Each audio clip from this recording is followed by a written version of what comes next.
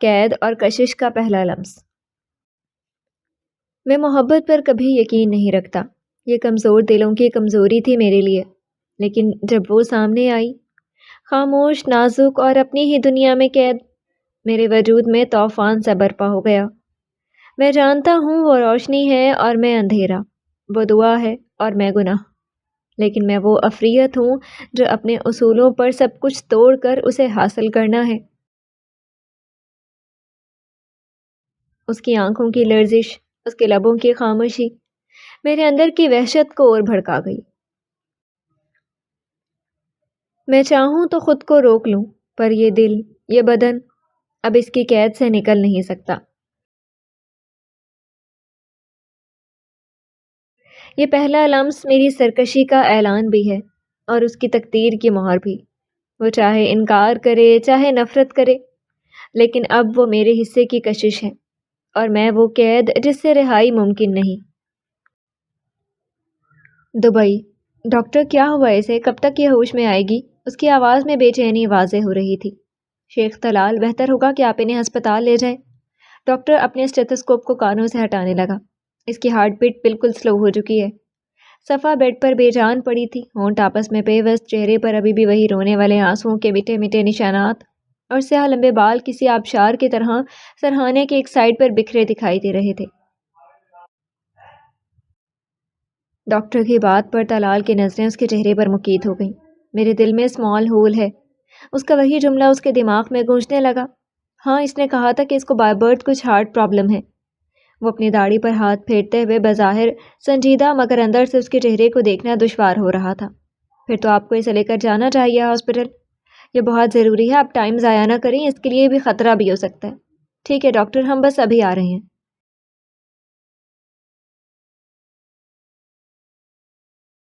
طلال کی آواز گہری مگر نرمی رکھتی تھی، جیسے کسی نے ریشم کے دھاگوں میں کوئی خنجر چھپا دیا ہو۔ ڈاکٹر سر اس بات میں ہلا کر وہاں سے چلا گیا۔ کمرے میں اب صرف صفا کا بے جان وجود اور وہی رہ گیا تھا۔ اس کی آنکھیں ایک بار پھر صفا کے چہرے کو فوکس کر چکی تھی۔ دل نے پکارا کاش یہ آنکھیں کھلی ہوتی۔ وہ چاہتا تھا کہ اس خدائی تخلیق کی پاکیزگی کو ان آنکھوں سے دیکھے۔ وہ پورے اس محل نما حویلی میں اوپر سے نیچے اور پھر پورچ میں کھڑی گاڑی تک اسے بازوؤں میں لایا، لیکن اس کی نظریں صفا کے چہرے سے نہیں ہٹ سکیں۔ بائیں طرف اپنے سینے میں وہ تڑپتا ہوا احساس پہلی بار واضح محسوس کر رہا تھا۔ اس کو آتے دیکھ کر گارڈز نے گاڑی کا دروازہ کھولا۔ وہ نرمی سے پچھلی سیٹ پر بیٹھا اور صفا کا سر اپنے گود میں رکھنے لگا۔ اس کی انگلیاں اس کے بالوں میں الجھتی جا رہی تھی۔ یہ مجھے کیا ہو رہا ہے؟ اس کی آواز سرگوشی میں نکلی تھی۔ میرا تو عورت ذات سے دل بھر گیا تھا۔ تم کیا طلسم کر رہی ہو مجھ پر؟ وہ اس سے مخاطب ہو رہا تھا جو اس کے بازوؤں میں اس کے رحم و کرم پر پڑی تھی۔ یہ جانتے ہوئے کہ تم نے جانا ہے، میں کیوں خود کو تم سے جڑتا محسوس کر رہا ہوں؟ کچھ بے بس سا تاثر اس کے چہرے پر آیا تھا۔ میرے ہاتھ تمہیں چھوتے ہوئے کیوں کپکپا رہے ہیں؟ میں اتنا رحم دل تو کبھی نہیں تھا۔ وہ اپنی انگلیوں کو دیکھنے لگا جو ہلکے سے لرز رہے تھے۔ یا خدا، یہ کیا عذاب ہے؟ دل دیکھنے کو کہتا ہے اور دماغ سنبھلنے کو۔ وہ ایک لمبی سانس لینے لگا اور اپنی نظروں کا زاویہ بدلنے لگا۔ کچھ دیر میں گاڑی ہسپتال کے سامنے رکی۔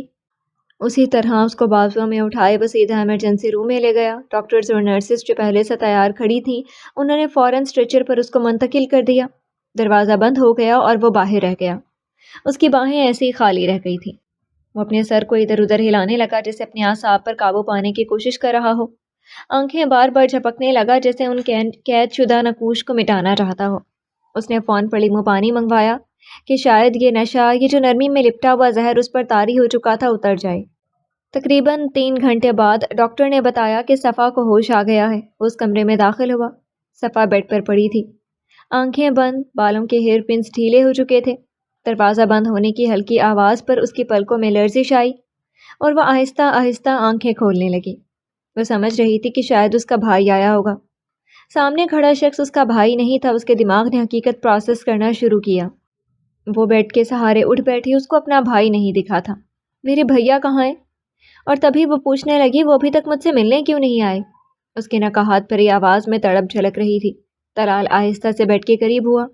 آپ جواب کیوں نہیں دے رہے؟ وہ روحانسی ہوئی، ایسا لگا تھا اس کے دل میں زور نہیں بچا۔ دور ہو جائے مجھ سے، آپ نے تو ان 2 انکلز کو بھی مار دیا تھا۔ وہ بے خیالی میں بال ماتھے سے ہٹانے لگی اور طلال کو لگا جیسے اس ادا پر وہ مر مٹ گیا تھا۔ مجھے گھر جانا ہے پلیز۔ وہ دونوں ہاتھ جوڑ کر رونے لگی۔ طلال نے ہاتھ پینٹ کی جیبوں میں ڈالے۔ تمہیں پتہ ہے تمہارا گھر کہاں ہے؟ اس کے لبوں پر نرم سا تبسم تھا۔ وہ دھیمے لہجے میں کہنے لگا، ہاں میں جانتی ہوں۔ وہ اپنا ایڈریس اسے بتانے لگی۔ اسے احساس ہی نہیں تھا کہ وہ پاکستان میں نہیں، 7 سمندر پار دبئی میں ہے اس وقت۔ تمہارا گھر یہاں سے بہت دور ہے حبیبی، ابھی تو تم نہیں جا سکتی، تھوڑا انتظار کرنا ہوگا۔ اس کے لفظ میٹھے تھے مگر اس کی بات کانوں میں رس گھول کر بھی خوف جگا رہی تھی۔ کتنا دور؟ پلیز میرے بھائی کو کال کریں، وہ مجھے لینے آ جائیں گے۔ آواز کی اس لرزش کو وہ محسوس کر چکا تھا۔ وہ سامنے پڑے صوفے پر بیٹھ گیا۔ تمہارا بھائی تو پاکستان میں ہوگا نا؟ اس نے سمجھانے والے انداز میں کہا۔ کیا مطلب؟ میں ابھی کہاں پر ہوں؟ وہ حیرت سے کمرے میں ادھر ادھر دیکھنے لگی۔ بیبی گرل، تم ابھی دبئی میں ہو۔ طلال کے لہجے میں قطعیت تھی، نہ کہ کوئی سوالیہ نشان۔ آپ میرے بھائی کے فرینڈ ہیں نا؟ پلیز ایسا مذاق مت کریں۔ اس کو یقین نہیں آ رہا تھا۔ حبیبی تم دبئی ہی میں ہو اور یہاں تمہارا صرف میں ہوں۔ اس بار طلال کا چہرہ بالکل سپاٹ تھا، صفا کا رنگ اڑ گیا تھا۔ میں تو سمجھی وہ بدتمیز انکلز مجھے بس گھر سے تھوڑا دور کڈنیپ کر گئے ہیں، لیکن یہ تو دوسرا ملک ہے، وہ سسکیوں کے ساتھ بولی۔ اب تو وہ بھائی بھی مجھے بچا نہیں سکتا۔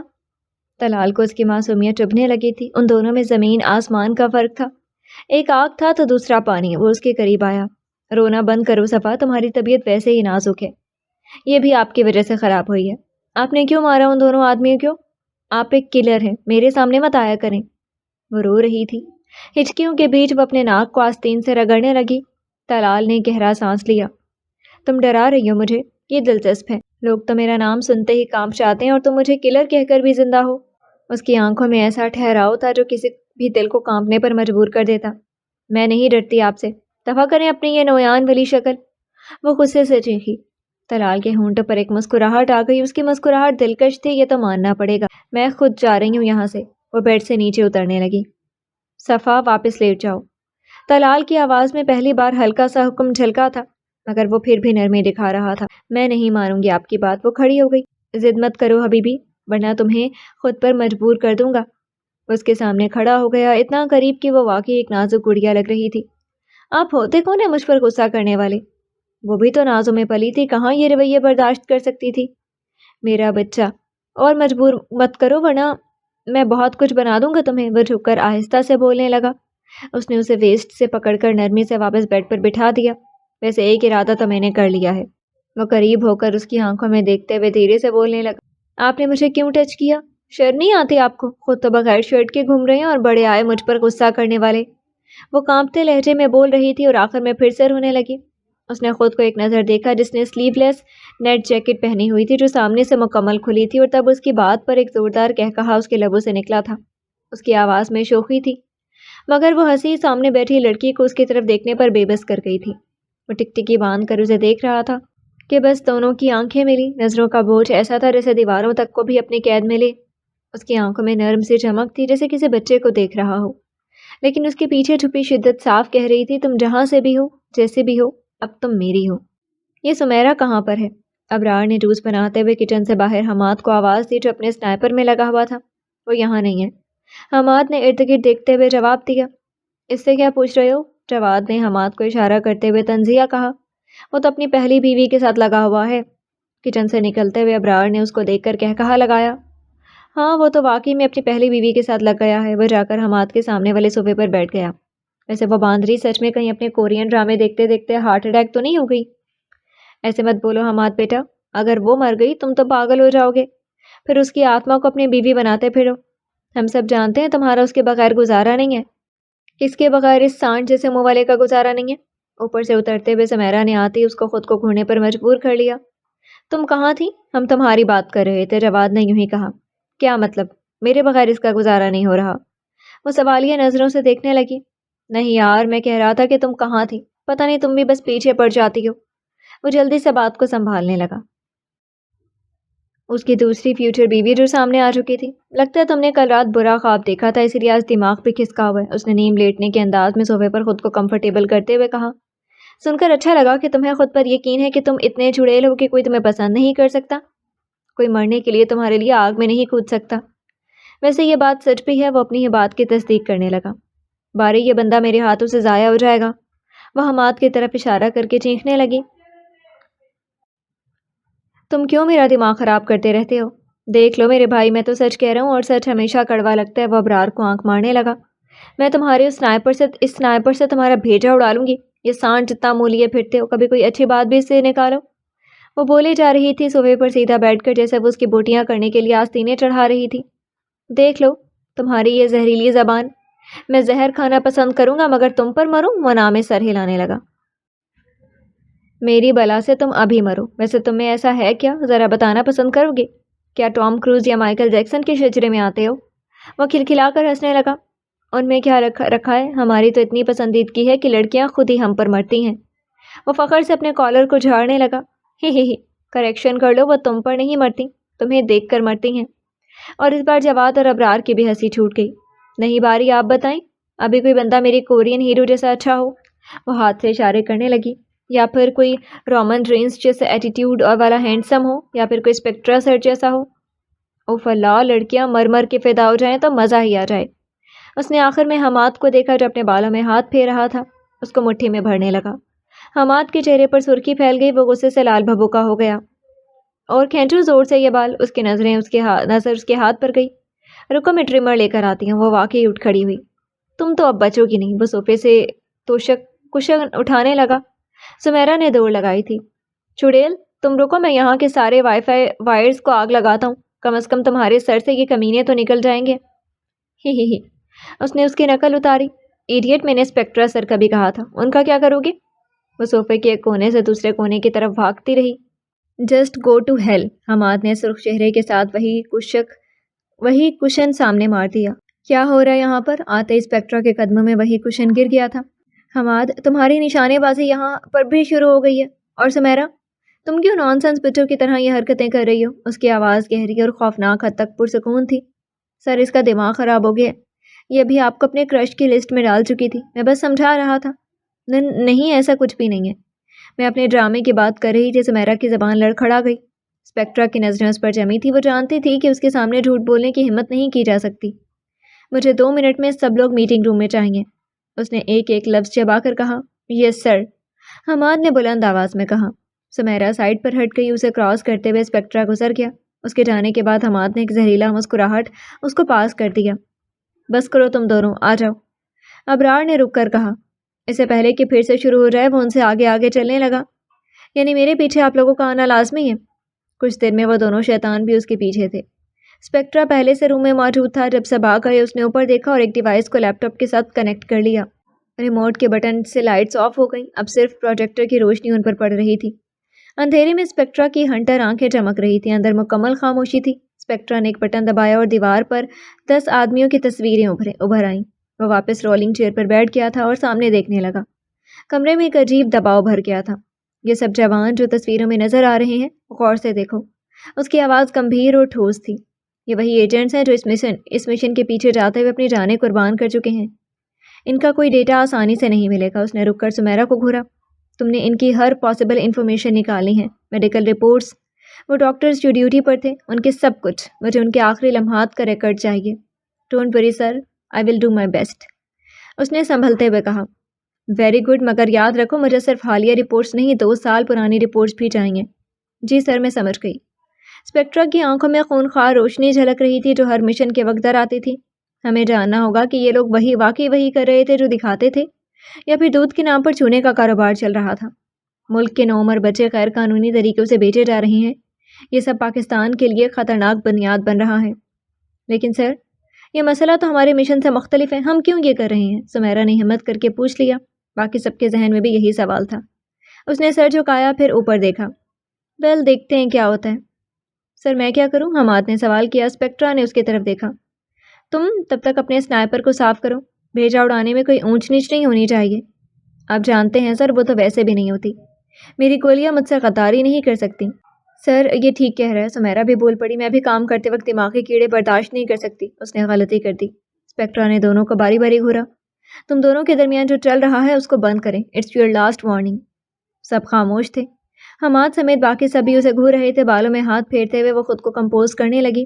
اس بار تو بلنڈر اس کی تھی، وہ جانتی تھی اسپیکٹرا کو۔ پھر کیا ضرورت تھی یہ بونگیاں مارنے کی؟ لگتا ہے تمہارے باپ کو تمہارے حسن کا اندازہ نہیں ہے۔ دروازہ ایک زوردار جھٹکے کے ساتھ کھلا تھا۔ کمرے کی خاموشی ایک دم ٹوٹ گئی تھی۔ زرواں دیوار کے ساتھ لگی زمین پر بیٹھی تھی۔ وہ چونک کر فوراً کھڑی ہو گئی۔ اس کے ہاتھ ہلکے سے کانپے مگر آنکھوں کی جرأت میں کوئی کمی نہیں آئی۔ اگر آپ غلط جگہ وار کرو گے تو دیوار تو نہیں گرے گی؟ اس نے ایک لمبی سانس باہر نکالی۔ اس کے لہجے میں چیلنج تھا۔ اس کا مطلب چاہو تو میں تمہیں ٹکڑے ٹکڑے کر دوں یا پھر تمہاری اس آتشی حسن کو درندوں کے حوالے کر دوں۔ صدیق جمال ملک کو اس سب سے کوئی فرق نہیں پڑے گا۔ اس کے چہرے پر ایک بے جان مگر عجیب مسکراہٹ آ گئی۔ زرواں نے نگاہ اٹھا کر اسے دیکھا۔ میرے اس آتشی حسن کا کیا فائدہ جب انہیں آپ کو گرویدہ ہی نہیں کیا؟ اس کا انداز بے باک اور بے خوف تھا۔ سامنے کھڑا شخص پتھر جیسا مرد اس کے لہجے پر ذرا سا چونک گیا۔ اس کی بھووں میں ہلکی سی جنبش ہوئی۔ خاصی بازاری لگ رہی ہو، لگتا ہے مردوں کو لبھانے کی خاصی مہارت ہے تمہیں۔ وہ آہستہ آہستہ اس کے قریب آیا۔ زرواں کا دل دھڑک رہا تھا مگر اس کی سبز نگینوں جیسی آنکھیں نیچے نہیں ہو رہی تھی۔ میں زرواں ملک ہوں۔ اگر کبھی میرے بارے میں جاننے کی کوشش کرو تو پتہ چلے گا لوگ مجھے ایٹیٹیوڈ کوئن کہہ کر بلاتے ہیں۔ ان دونوں کی آنکھوں کا تصادم اتنا گہرا تھا کہ کوئی بھی پلک تک جھپکنے کو تیار نہیں تھا۔ دونوں بلا کے ضدی تھے۔ امان کے لبوں پر ایک سرد مسکراہٹ آئی۔ کوئن کا نام تم پر نہیں جچتا۔ وہ آہستہ سے بولنے لگا، پھر ایک قدم اور بڑھا۔ دیوار پر دونوں ہاتھ رکھ کر وہ اسے اپنے حصار میں قید کر گیا۔ اچھا، تو آپ کو بادشاہت میں کنیز یا مہرے کا رتبہ پسند ہے؟ مجھے نہیں لگتا آپ کا ٹیسٹ اتنا برا ہوگا۔ اس کی یہی بے خوفی تھی جو امان کے لیے سب سے بڑی چیلنج بنتی جا رہی تھی۔ بادشاہ کے بعد ملکہ کا رتبہ مجھے بھی پسند ہے۔ جانتی ہو میں نے کیوں کہا کہ کوئن کا نام تم پر سوٹ نہیں کرتا؟ وہ اپنے دل کی دھڑکن سنبھالتے ہوئے ابھی بھی آنکھوں میں آنکھیں ڈالے کھڑی تھی۔ اس کے سوال پر زرواں نے کوئی جواب نہیں دیا۔ خاموشی مزید بوجھل ہو گئی۔ آپ بتا دیں، میں سننا چاہتی ہوں، پھر دھیرے سے کہنے لگی۔ امان نے اس کے خمدار پلکوں کے نیچے چھپی اس الگ دنیا کو پرکھنے کی کوشش کی۔ تو پھر غور سے سنو، اس نے پراسرار انداز میں کہا۔ ملکہ کا خطاب بادشاہ صرف اس کو دیتا ہے جو اس کے ساتھ وفادار ہو۔ ملکہ وہی ہوتی ہے جو بادشاہ کے قریب رہنے کی حقدار ہوتی ہے، جس کا دل صرف اس کی آنکھوں کی تپش سے دھڑکے، جو خود کو خزانے کی طرح چھپائے رکھے اور راز کی طرح محفوظ رکھے۔ تمہیں لگتا ہے کہ یہ سب تمہارے اندر ہے؟ زرواں کے لب ہلکے سے کپکپائے مگر اس نے کوئی جواب نہیں دیا، اور اس نے سمجھا کہ وہ ہار مان گئی ہے۔ تم جیسی لڑکی تو کم از کم مجھ جیسے مرد کو نہیں پھانس سکتی۔ مجھے افسوس ہے تمہارے حسن پر کہ اسے میرے سامنے گرہن لگ گیا ہے۔ یہ مجھے جلا نہیں سکا، نہ ہی میرے دل کو پگھلا سکا۔ اس کے دل پر ایک چوٹ سی لگی تھی۔ اس کی آنکھوں میں نمی ابھرنے لگی۔ اس کی آنکھوں میں اس کے لیے جو تاثر جگہ بنا گئی تھی اس کو اچھا تو نہیں کہا جا سکتا تھا۔ میں سمجھنا چاہتی ہوں آپ اتنے سخت کیوں ہیں، اتنے زہریلے اور برفیلے انداز میں کیوں بات کرتے ہیں؟ یہ ہماری تیسری ملاقات ہے مگر آپ کی ذات مجھ پر عیاں نہیں ہو رہی۔ وہ ایک لمبی سانس کھینچنے لگی۔ آپ کو پتہ ہے؟ کچھ وقفہ کرنے کے بعد پھر سے بولنے لگی۔ میں دن رات زہروں کے ساتھ رہتی ہوں، پوائزن، ایسیڈ، وہ مادے جو انسان کو پلک جھپکنے میں ختم کر سکتے ہیں۔ اگر میں انہیں نہ سونگھوں تو مجھے سکون نہیں ملتا۔ لیکن میں آپ سے پوچھنا چاہتی ہوں، پلیز مجھے بھی وہ راز بتا دیں، کیونکہ میں اپنی زبان کو آپ کی طرح جان لیوا بنانا چاہتی ہوں۔ کچھ لوگوں کو میں بھی بغیر تلوار کے کاٹنا چاہتی ہوں۔ ایسا لگ رہا تھا سامنے کھڑے شخص کا آئینہ بول رہا ہے۔ یہ موقع تمہیں کبھی نہیں ملے گا۔ تمہاری سانسیں اب گنی چنی رہ گئی ہیں۔ تمہارے یہ ارمان ہمیشہ ادھورے رہ جائیں گے۔ اور رہی بات مجھے جاننے کی، تو یہ حق ان لوگوں کے پاس نہیں ہے جس سے میں نفرت کرتا ہوں۔ زرواں کے جسم پر جھرجھری سی دوڑ گئی تھی۔ اس کی آنکھوں میں بس خاموش وحشت نے اسے اندر تک ہلا دیا۔ اگر آپ کو اپنی بیٹی مل جائے تو کیا آپ مجھے چھوڑ دیں گے؟ اس نے کپکپاتی آواز میں سوال کیا۔ تم یہاں صرف اسی وجہ سے ہو؟ اگر وہ مجھے صحیح سلامت نہ ملی تو تم بھی ویسی نہیں رہو گی جیسی ابھی ہو۔ اسے ستم کر کے جواب نے بھی ستم کر دیا۔ میں نے آپ کا کیا بگاڑا ہے؟ زرواں کے اندر جیسے کچھ بار بار ٹوٹ رہا تھا۔ میں تو خود اس جرم میں قید ہوں جس کا مجھے علم بھی نہیں ہے، بالکل اسی طرح جیسے آپ کی بیٹی بے قصور ہے۔ اس کا گلا روندھ گیا تھا۔ پچھلے 22 گھنٹے سے میں اس چار دیواری میں قید ہوں، سانس لینا بھی مشکل ہو رہا ہے۔ میں پھر کہوں گا تمہارا یہ رونا مجھے سکون دے رہا ہے۔ اس نے ایک ٹھنڈی سانس بھری۔ اگر سامنے کھڑی لڑکی سے کوئی پوچھتا کہ بے رحمی کیا ہوتی ہے، وہ جواب میں اس وقت اس پتھر دل کا نام لیتی۔ ایسے مت دیکھو مجھے اپنی ان خوبصورت آنکھوں سے، ورنہ تم اپنی بینائی کھو دو گی۔ تم جانتی ہو وہ لڑکی جسے تمہارے بغیرت بھائی نے اغوا کیا، وہ میری صبح اور میری شام تھی۔ تم تو ایک معمولی سا مہرہ ہو۔ اس تک پہنچنے کے لیے اگر مجھے تمہاری پشتوں کا نام و نشان تک بھی مٹانا پڑے، میں پیچھے نہیں ہٹوں گا۔ میرا بھائی ایسا نہیں ہے، نہ ہی میرا باپ۔ آپ کو ایک دن اپنی باتوں پر پچھتاوا ہوگا۔ وہ ایک کمزور سا دفاع کرنے لگی۔ امان کے چہرے پر چھائی وحشت مزید گہری ہو گئی۔ تم لوگوں کی فطرت ہی ایسی ہے، 2 نمبر، دھوکے باز، لالچی، بے شرم، اور اس دنیا سے مٹانے کے لائق۔ اس کو اس کی ذات سے زیادہ اس کا حمایت ابھی اس کا حمایت کرنا برا لگا تھا۔ بس کریں خدا کے لیے، میری سانس بند ہو رہی ہے، پلیز مجھے جانے دیں یا آپ یہاں سے جائیں، آپ کو آپ کی بیٹی کا واسطہ ہے۔ اس نے اپنے دونوں کانوں پر ہاتھ رکھ لیے۔ مجھے غلط واسطے مت دیا کرو۔ اس نے جھٹکے سے اس کا بازو دبوچا۔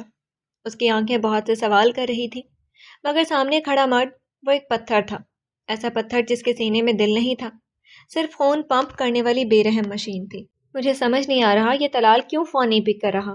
صدیق ہاؤس پر ایک صبح سے دوسری صبح ہو گئی تھی، 24 گھنٹوں سے زیادہ کا وقت گزر چکا تھا، مگر اس پورے عرصے میں نہ صدیق جمال نے سکون کا ایک لمحہ پایا تھا اور نہ ہی اس کے بیٹے نے۔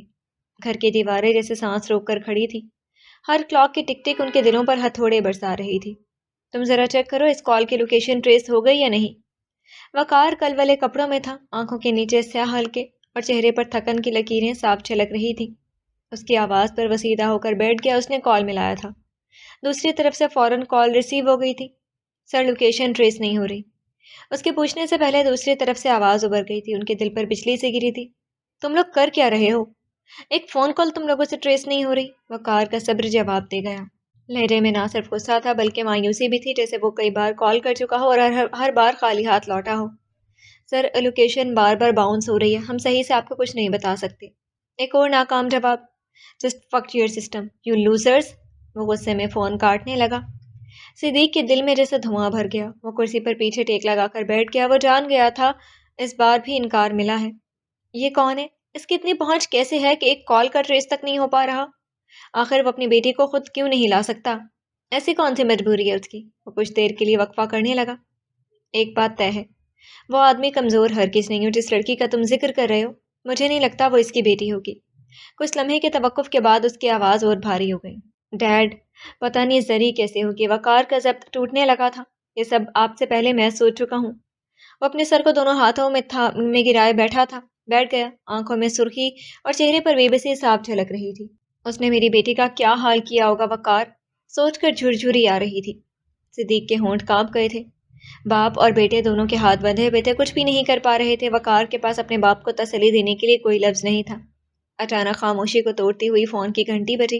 اسکرین پر طلال کا نام جگمگا رہا تھا۔ وقار نے جھٹ سے کال ریسیو کر لیا۔ کیا بنا؟ میں نے کیا کہا تھا؟ یار پلیز کچھ کرو یا پھر مجھے سیدھا بتا دو، میں خود آ جاؤں۔ آواز میں گھبراہٹ اور بے چینی صاف واضح تھی۔ میری بات تو سنو، طلال کی پرسکون آواز آئی تھی۔ میں کیا سنوں؟ تم کال بھی پک نہیں کر رہے تھے۔ وہ بھڑک گیا تھا۔ ریلیکس ہو جاؤ وقار۔ طلال کے لہجے میں عجیب سی سٹلنس تھی، جیسے وہ حالات کو اپنے ہاتھ میں رکھے بیٹھا ہو۔ اچھا اب سیدھا بتاؤ۔ وہ جھنجھلا کر کھڑا ہو گیا۔ غور سے سنو میری بات۔ جس لڑکی کا تم نے کہا تھا وہ میں پہنچانے والا تھا، لیکن وہ اچانک بے ہوش ہو گئی۔ تو میرا اس سے کیا تعلق ہے؟ وقار کے چہرے پر سختی آ گئی تھی۔ تم تھوڑا اپنا منہ بند نہیں کر سکتے؟ طلال کا لہجہ بھی اس بار تیز ہو گیا۔ طلال، تمہیں اندازہ بھی ہے کہ میں کس کرب سے گزر رہا ہوں؟ اس نے دانت بھینچ کر کہا۔ میں سمجھ سکتا ہوں، اس لیے کہہ رہا ہوں میری بات سنو۔ وہ ایک ہارٹ پیشنٹ ہے، اس کے دل میں سوراخ ہے۔ ڈاکٹرز کہہ رہے ہیں کہ وہ سفر نہیں کر سکتی، ابھی بھی وہ ہسپتال میں ہے۔ وٹ دی ہیل یار، میری بات سنو، مجھے کوئی فرق نہیں پڑتا، وہ جیسی بھی ہے مجھے وہ پاکستان میں چاہیے۔ تم سمجھتے کیوں نہیں؟ زری کو کل سے اس نے یرغمال بنایا ہوا ہے، کل سے ہم کس آگ پر چل رہی ہیں تمہیں اندازہ بھی نہیں۔ تم لوگوں نے کیا ہاتھوں میں چوڑیاں پہن رکھی ہیں؟ کیوں کل سے وہ کڈنیپ ہے؟ تم تو بڑے بڑے دعوے کرتے تھے کہ سب کچھ کر سکتے ہو۔ اپنے ارد گرد اتنے چمچوں کو کیوں پال رکھا ہے؟ کب کام آئیں گے وہ تمہارے؟ اس سالے کی لوکیشن ہی ٹریس نہیں ہو رہی۔ آواز غصے سے کانپ گئی تھی۔ تم مجھے نمبر سینڈ کرو، میں دیکھتا ہوں، لیکن یاد رکھو اس کے بعد یا تو اسے سمجھا دو یا پھر اڑا دو۔ زری، مجھے بھی گھر میں چاہیے۔ ابھی تم چاہتے کیا ہو؟ میں کیا کروں؟ وقار کے پیشانی پر پسینے کے قطرے جھلملانے لگے تھے۔ ویٹ کرو تم، میں لوکیشن ٹرائی کرتا ہوں۔ مجھے سمجھ نہیں آ رہا تم کیوں اس لڑکی میں اتنا انٹرسٹ لے رہے ہو۔ وقار کی آنکھوں میں شک ابھرنے لگا۔ میں صرف وہ چاہتا ہوں جو مجھے چاہیے۔ ابھی بھی کچھ دیر میں دوبارہ کال کرتا ہوں۔ وہ فون بند کر گیا۔ امید جیسے دم توڑ گئی تھی۔ وقار کو لگا وہ سانس نہیں لے پائے گا۔ اس کا حال کسی نشئی جیسا تھا جسے نشہ نہ ملا ہو۔ اسے اس وقت صرف امان کی طلب ہو رہی تھی۔ ہر کونے میں، ہر شے میں اسے زری کی ہی تصویر دکھائی دے رہی تھی۔ وسوسے اس کے دماغ پر حملہ آور تھے۔ وہ بھاری قدموں سے اپنے کمرے کی طرف بڑھا تھا۔ پچھلے 22 گھنٹوں میں پہلی بار وہ وہاں آیا تھا۔ کمرے میں داخل ہوتی ہی جیسے اسے آکسیجن ملی ہو۔ اس نے لائٹس بند کر دیں سوائے ایک زیرو ریڈ کلر کی لائٹ جس کو اس نے جلا چھوڑ دیا تھا۔ اس کی روشنی دیواروں پر عجیب سا عکس ڈال رہی تھی۔ وہ الٹے منہ بیڈ پر گر گیا تھا، مگر سکون پھر بھی نہ ملا۔ کیسے میں اس آدمی کے بارے میں کچھ نہیں جان پایا جس نے میری بہن کو اغوا کیا ہے؟ اس نے خود کلامی کی۔ وہ جھٹکے سے اٹھا اور سائڈ پر پڑے لیپ ٹاپ کو اٹھایا، پاس ورڈ کو لگایا اور اس کی آنکھیں اسکرین پر جم گئیں۔ انگلیاں کی بورڈ پر تیزی سے چلتی رہیں، پھر اچانک وہ رک گیا۔ سانس جیسے چلنا بند ہوئی۔ وہ گھور کر اسکرین کو دیکھ رہا تھا۔ کیا دیکھا یہ واضح نہیں ہو رہا تھا، واضح نہیں ہوا تھا، مگر اس نے چہرے پر ہاتھ پھیرا، آنکھوں کو بند کر دیا جیسے اپنے اندر کے زہر کو اتار رہا ہو، یا پھر جو دیکھ رہا ہو اسے ہضم کرنے کی کوشش کر رہا ہو۔ کچھ لمحوں بعد وہ یکدم بالکل بدل گیا۔ چہرے پر عجیب سی تازگی اور سختی دونوں بھر آئیں۔ اس نے لیپ ٹاپ کو بند کیا، سائڈ ٹیبل سے دوائیں نکالی، ایک گھونٹ پانی کے ساتھ اس کو کھایا اور سیدھا واش روم میں گھس گیا۔ دبئی، مجھے گھر جانا ہے۔ بھیا آپ کہاں پر ہیں؟ یہ لوگ مجھے یہاں سے جانے نہیں دیتے اور کب سے یہ گندے کھانے کھلا رہے ہیں۔ یہ منظر ایک ہسپتال کی ہے۔ وہاں ایک سائڈ پر میڈ کھڑی تھی، وہ ہاتھ باندھے ایسے نظر آ رہی تھی جیسے وہ بہری ہو، آنکھوں میں کوئی رد عمل نہیں، لب خاموش سلے ہوئے۔ آپ کچھ بولتی نہیں ہیں؟ اس بار اس نے اپنے اطمینان کے لیے زور دے کر پوچھا، مگر وہ میڈ خاموشی سے کھڑی رہی۔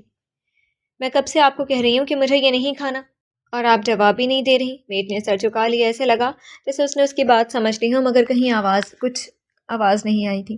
آپ نکلے یہاں سے، میرے سر پر کیوں کھڑی ہیں؟ وہ جھنجھلانے لگی، بیڈ سے اترنے کے لیے پیروں کو نیچے رکھنے گئے لگی۔ آپ نہیں اتر سکتی، مالک نے منع کر رکھا ہے۔ میڈ اس کے سامنے آ کر سنجیدگی سے کھڑی ہو گئی۔ ایسے تو آپ جواب نہیں دیتی تھی، اور اب مجھے روکنے کے لیے آپ کی زبان چل رہی ہے۔ ہم زیادہ بات نہیں کر سکتے، ہمیں اجازت نہیں ہے۔ اس نے الفاظ آہستگی سے ادا کیے۔ اچھا یہ بتائیں وہ خطرناک قاتل آدمی کون تھا؟ اس نے اپنی آواز میں تھوڑی تیزی لائی۔ اس کے سوال میں خوف اور جستجو دونوں شامل تھے۔ آپ کس کی بات کر رہی ہیں؟ ایسے ناموں کا تو یہاں پر کوئی وجود نہیں۔ وہ جو تھوڑی دیر پہلے یہاں سے نکلا، ارے وہ جو شرٹ نہیں پہنتا۔ میڈ نے شرٹ والی بات پر اس کو گھورا۔ وہ سمجھ گئی تھی کہ وہ کس کی بات کر رہی ہے۔ اگر یہ جان لیتی تو کبھی یہ نام اس کے لیے استعمال نہیں کرتی۔ پلیز بتائیں وہ کون ہے، اور دبئی سے پاکستان جانے میں کتنا ٹائم لگ سکتا ہے؟ اس کے منہ سے ایک اور سوال نکل آیا، آواز میں ابھی التماس بھی تھا۔ میڈم میں نہیں جانتی، آپ پلیز کھانا کھا لیں ورنہ مالک مجھ پر غصہ کریں گے۔ اچھا ہے کر لے غصہ، آپ میری کوئی بات مانتی بھی نہیں۔ میں انہیں بتاؤں گی کہ آپ مجھے تنگ کر رہی ہیں، اور آپ نے کھانا بھی دیر سے لایا تھا اور اس میں نمک بھی نہیں تھا۔ پلیز آپ جھوٹ مت بولیں، میں کافی ٹائم سے حویلی میں کام کر رہی ہوں، وہ مجھے جانتے ہیں۔ اس نے عاجزی سے کہا۔ تو آپ کو لگتا ہے کہ میں کچھ نہیں کر سکتی؟ صفا کی دھمکی پر بھی میڈ نے کوئی خاطر خواہ رد عمل نہیں دیا تھا۔ ابھی آپ دیکھیں میں کرتی کیا ہوں۔ اچانک وہ تیز آواز میں رونے لگی۔ میڈ ناسمجھی سے اسے دیکھنے لگی۔ آپ کیوں رو رہی ہیں؟ آپ کو کچھ چاہیے؟ پلیز رونا تو بند کریں، باہر سے کوئی آ جائے گا، پلیز چپ ہو جائیں۔ آپ کو کچھ چاہیے تو بتائیں۔ میڈ نے اپنی کوشش کی، مگر رونے کے ساتھ ساتھ اس کی سسکیاں تیز ہو گئیں، سانس منقطع سی ہو رہی تھی۔ آپ یہ کھانا نہیں کھانا چاہتی نا؟ ٹھیک ہے میں اسے لے جاتی ہوں۔ ابھی تک میڈ کو کوئی مثبت اشارہ نہیں ملا تھا۔ صفا کا رونا اسی طرح بلند آواز میں جاری تھا۔ کمرہ اس کی سسکیوں سے بھرا ہوا محسوس ہونے لگا تھا۔ کیا ہو رہا ہے یہاں؟ اسی وقت ایک نرس اندر آ گئی۔ وہ میڈ کو دیکھ کر پوچھنے لگی، مگر وہ کیا جواب دیتی، وہ خاموش رہی۔ نرس کی نظریں سیدھا صفا پر جم گئی تھیں۔ وہ ابھی بھی اپنے آنسوؤں کو بہا رہی تھی، آواز میں ذرا بھی کمی نہیں آئی تھی۔ آپ کیوں رو رہی ہیں؟ نرس نے ڈائریکٹلی پوچھا تھا۔ آپ کو کہیں درد ہو رہا ہے؟ جواب نہ درد۔ دیکھیں پلیز اپنی آواز تھوڑی کم کریں، یہاں بہت سارے پیشنٹس آپ کی وجہ سے ڈسٹرب ہو رہے ہیں۔ صفا نے ایک ہاتھ کے پچھلے سائڈ سے اپنی آنکھ کو سہلایا۔ خاموشی میں اس کے دل کی چبھن محسوس ہو رہی تھی۔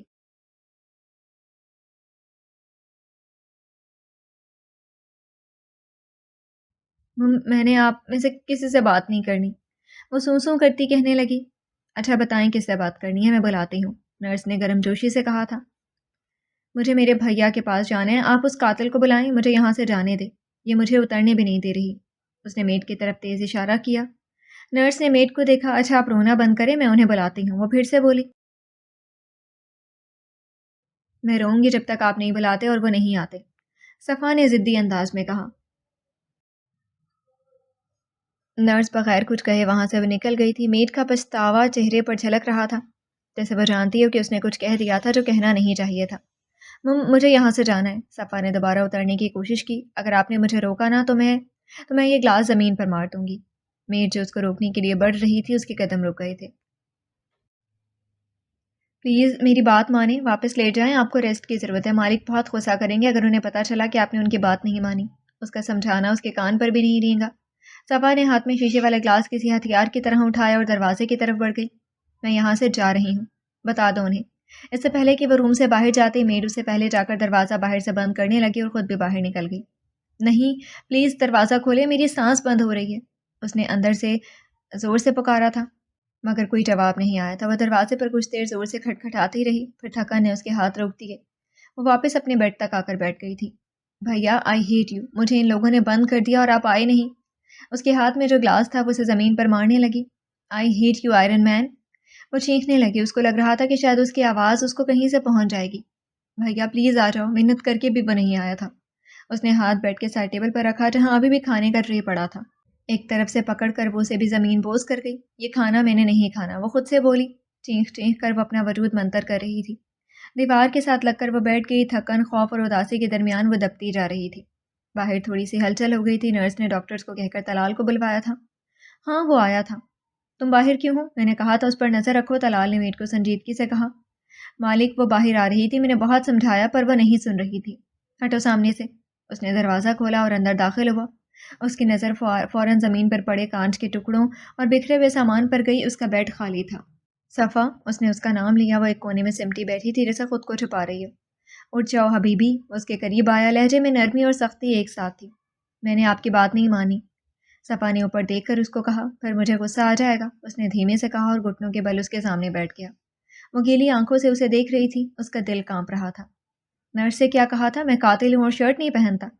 اس نے آہستگی سے پوچھا۔ اس کے سوال میں تلخ مزہ تھا۔ صفا نے تھوڑا جھجک کر اس کو دیکھا۔ ہاں تو میں غلط کہہ رہی ہوں، آپ نے ان آدمیوں کو مارا تھا اور شرٹ بھی نہیں پہنتے اور مجھے جانے بھی نہیں دے رہے۔ اس کی آواز میں درد ظاہر ہو رہی تھی مگر وہ الزام بھی لگا رہی تھی۔ اس نے اپنا سر جھکا لیا، چہرے پر نرم تبسم پھیل گیا۔ تم صحیح کہہ رہے تھے وقار۔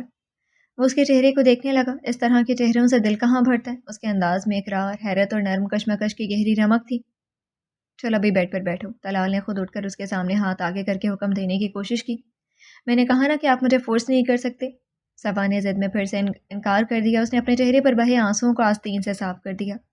طلال نے نرمی سے اس کے بازوؤں کو پکڑ کر کھڑا کر دیا۔ ہاتھ مت لگائیں مجھے، میں نے آپ کی بات نہیں مانی۔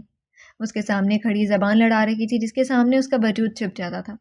میں بہت کچھ کر سکتا ہوں حیاتی، تمہیں ٹچ بھی کر سکتا ہوں اور تم سے اپنی بات منوا بھی سکتا ہوں۔ ہمیشہ کی طرح جواب میں وہی پرکشش سرد مہری۔ آپ کچھ بھی نہیں کر سکتے کیونکہ میرا بھیا مجھے یہاں سے جلدی لے جائے گا، اس نے پختہ یقین کے ساتھ کہا۔ تمہارا بھیا؟ تو کیا اس دنیا کی کوئی بھی طاقت تمہیں شیخ طلال سے الگ نہیں کر پائے گی؟ اس نے اس کے کان کے پیچھے ہاتھ رکھ کر اس کی آنکھوں میں دیکھتے ہوئے سنجیدگی سے کہا۔ آپ نے مجھے کڈنیپ کیوں کیا؟ صفا نے سسکی لی۔ اس کی آواز میں سانس کی عدم موجودگی ظاہر ہونے لگی تھی۔ میں نے تمہیں کڈنیپ نہیں کیا، طلال نے مستحکم انداز میں نفی کر دیا تھا۔ جھوٹ بول رہے ہیں آپ، میں جانتی ہوں آپ ہی نے کیا۔ آپ مجھے سینے میں کچھ اٹک گیا تھا، وہ کچھ کہنا چاہ رہی تھی مگر الفاظ اس کے لبوں پر رک گئے تھے۔ صفا تم ٹھیک ہو؟ اس نے دیکھا کہ وہ سانس لینے میں دشواری محسوس کر رہی ہے۔ مجھے سانس نہیں آ رہی۔ وہ اپنے ہاتھ کو گلے تک لے گئی۔ اس کا چہرہ سفید ہو گیا تھا۔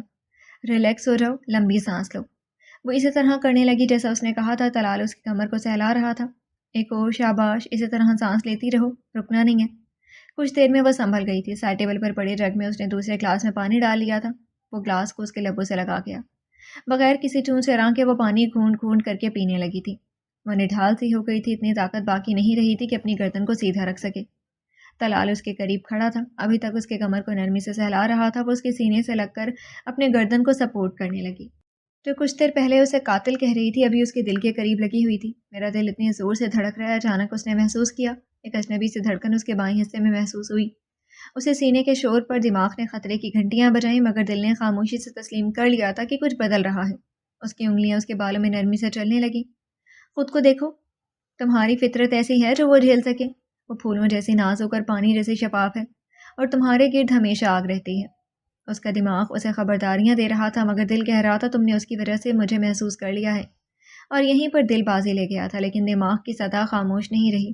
تمہارے ہاتھ موت کے درد سے واقف ہو گئے ہیں، اس میں وہ نرمی باقی نہیں رہی جسے تم اس نازک کلی کو بغیر نقصان کے چھو سکو۔ دماغ کی آواز ایک بار پھر گونجنے لگی۔ دل اور دماغ دونوں جیسے جھگڑا کر رہے تھے۔ آپ مجھے جانے دیں گے؟ صفا نے کمزور انداز میں کہا۔ وہ سننے کی توقع میں کانپ رہی تھی۔ اس نے اس کو دیکھا۔ حبیبی تم یہاں سے جلدی جاؤ گی جب تمہاری طبیعت ٹھیک ہو جائے گی؟ پکا نا میں واپس پاکستان جاؤں گی؟ اس نے امید بھری آواز میں پوچھا۔ پاکستان نہیں، ہسپتال سے جائیں گے۔ کیا مطلب؟ میرا گھر پاکستان میں ہے۔ چھوڑو یہ سب، ریسٹ کرو پھر بات کریں گے۔ طلال نے اسے بیڈ پر لٹانے کی کوشش کی۔ اس کے پیروں کو اٹھا کر نرم ہاتھ سے بیڈ میں رکھ گیا تھا۔ بھیا کے چپ، وہ اپنے ہونٹوں پر انگلی رکھنے لگا۔ میں اور کوئی لفظ نہیں سنوں گا۔ صفا نے اپنے منہ پر ہاتھ رکھا. وہ بار بار اپنے بھائی کا نام دہرا رہی تھی. اس کے آنسو رکنے کا نام نہیں لے رہے تھے. اگر تم اسے تنہا روگی تو میں اسے اس ہسپتال سے بھی تمہیں جانے نہیں دوں گا. اس نے آہستگی سے کہا. آنکھوں میں وارننگ تھی. صفا نے چادر سینے تک کھینچی. ایک طرف ہو کر وہ بھی آنسو بہا رہی تھی. خاموشی کمرے میں گھل گئی مگر دلوں کے اندر طوفان جاری تھا. ڈیڈ طلال نے لوکیشن بھیجی ہے. وہ سیڑھیوں سے اتر رہا تھا. اس کی رفتار تیز تھی. کہاں ہے؟ چلو چلتے ہیں. وہ اٹھنے لگا. نہیں آپ بیٹھ جائیں. آپ کی طبیعت ٹھیک نہیں لگ رہی. میں کیسے نہ جاؤں؟ مجھے فکر ہو رہی ہے. اس لیے کہہ رہا ہوں پلیز میری بات سمجھیں. Are you sure?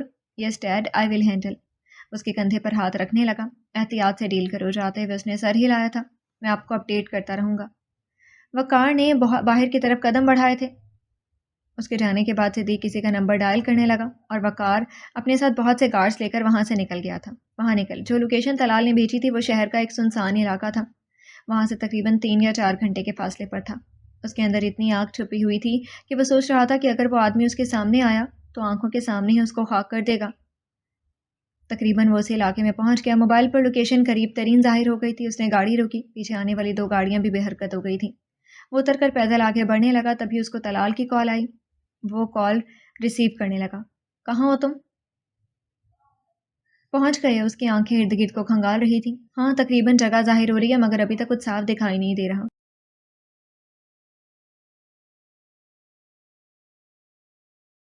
جس کی لوکیشن اتنے ہائی کمپیوٹر ایکسپرٹ سے بھی کریک نہ ہوئی اس کا ٹھکانہ معلوم کرنا تو آسان نہیں ہوگا. صحیح کہہ رہے ہو. وہ آگے بڑھ رہا تھا. اس کی نگاہ ہر چیز کو غور سے دیکھ رہی تھی. زمین پر پڑی جوتوں کے نشان دیکھ کر وہ رک گیا. مل گیا سالہ. لہجے میں ابھی پہلے والا ڈر نہیں رہا. تم آگے بڑھو. اپنے کچھ آدمیوں کو باہر رہنے دو.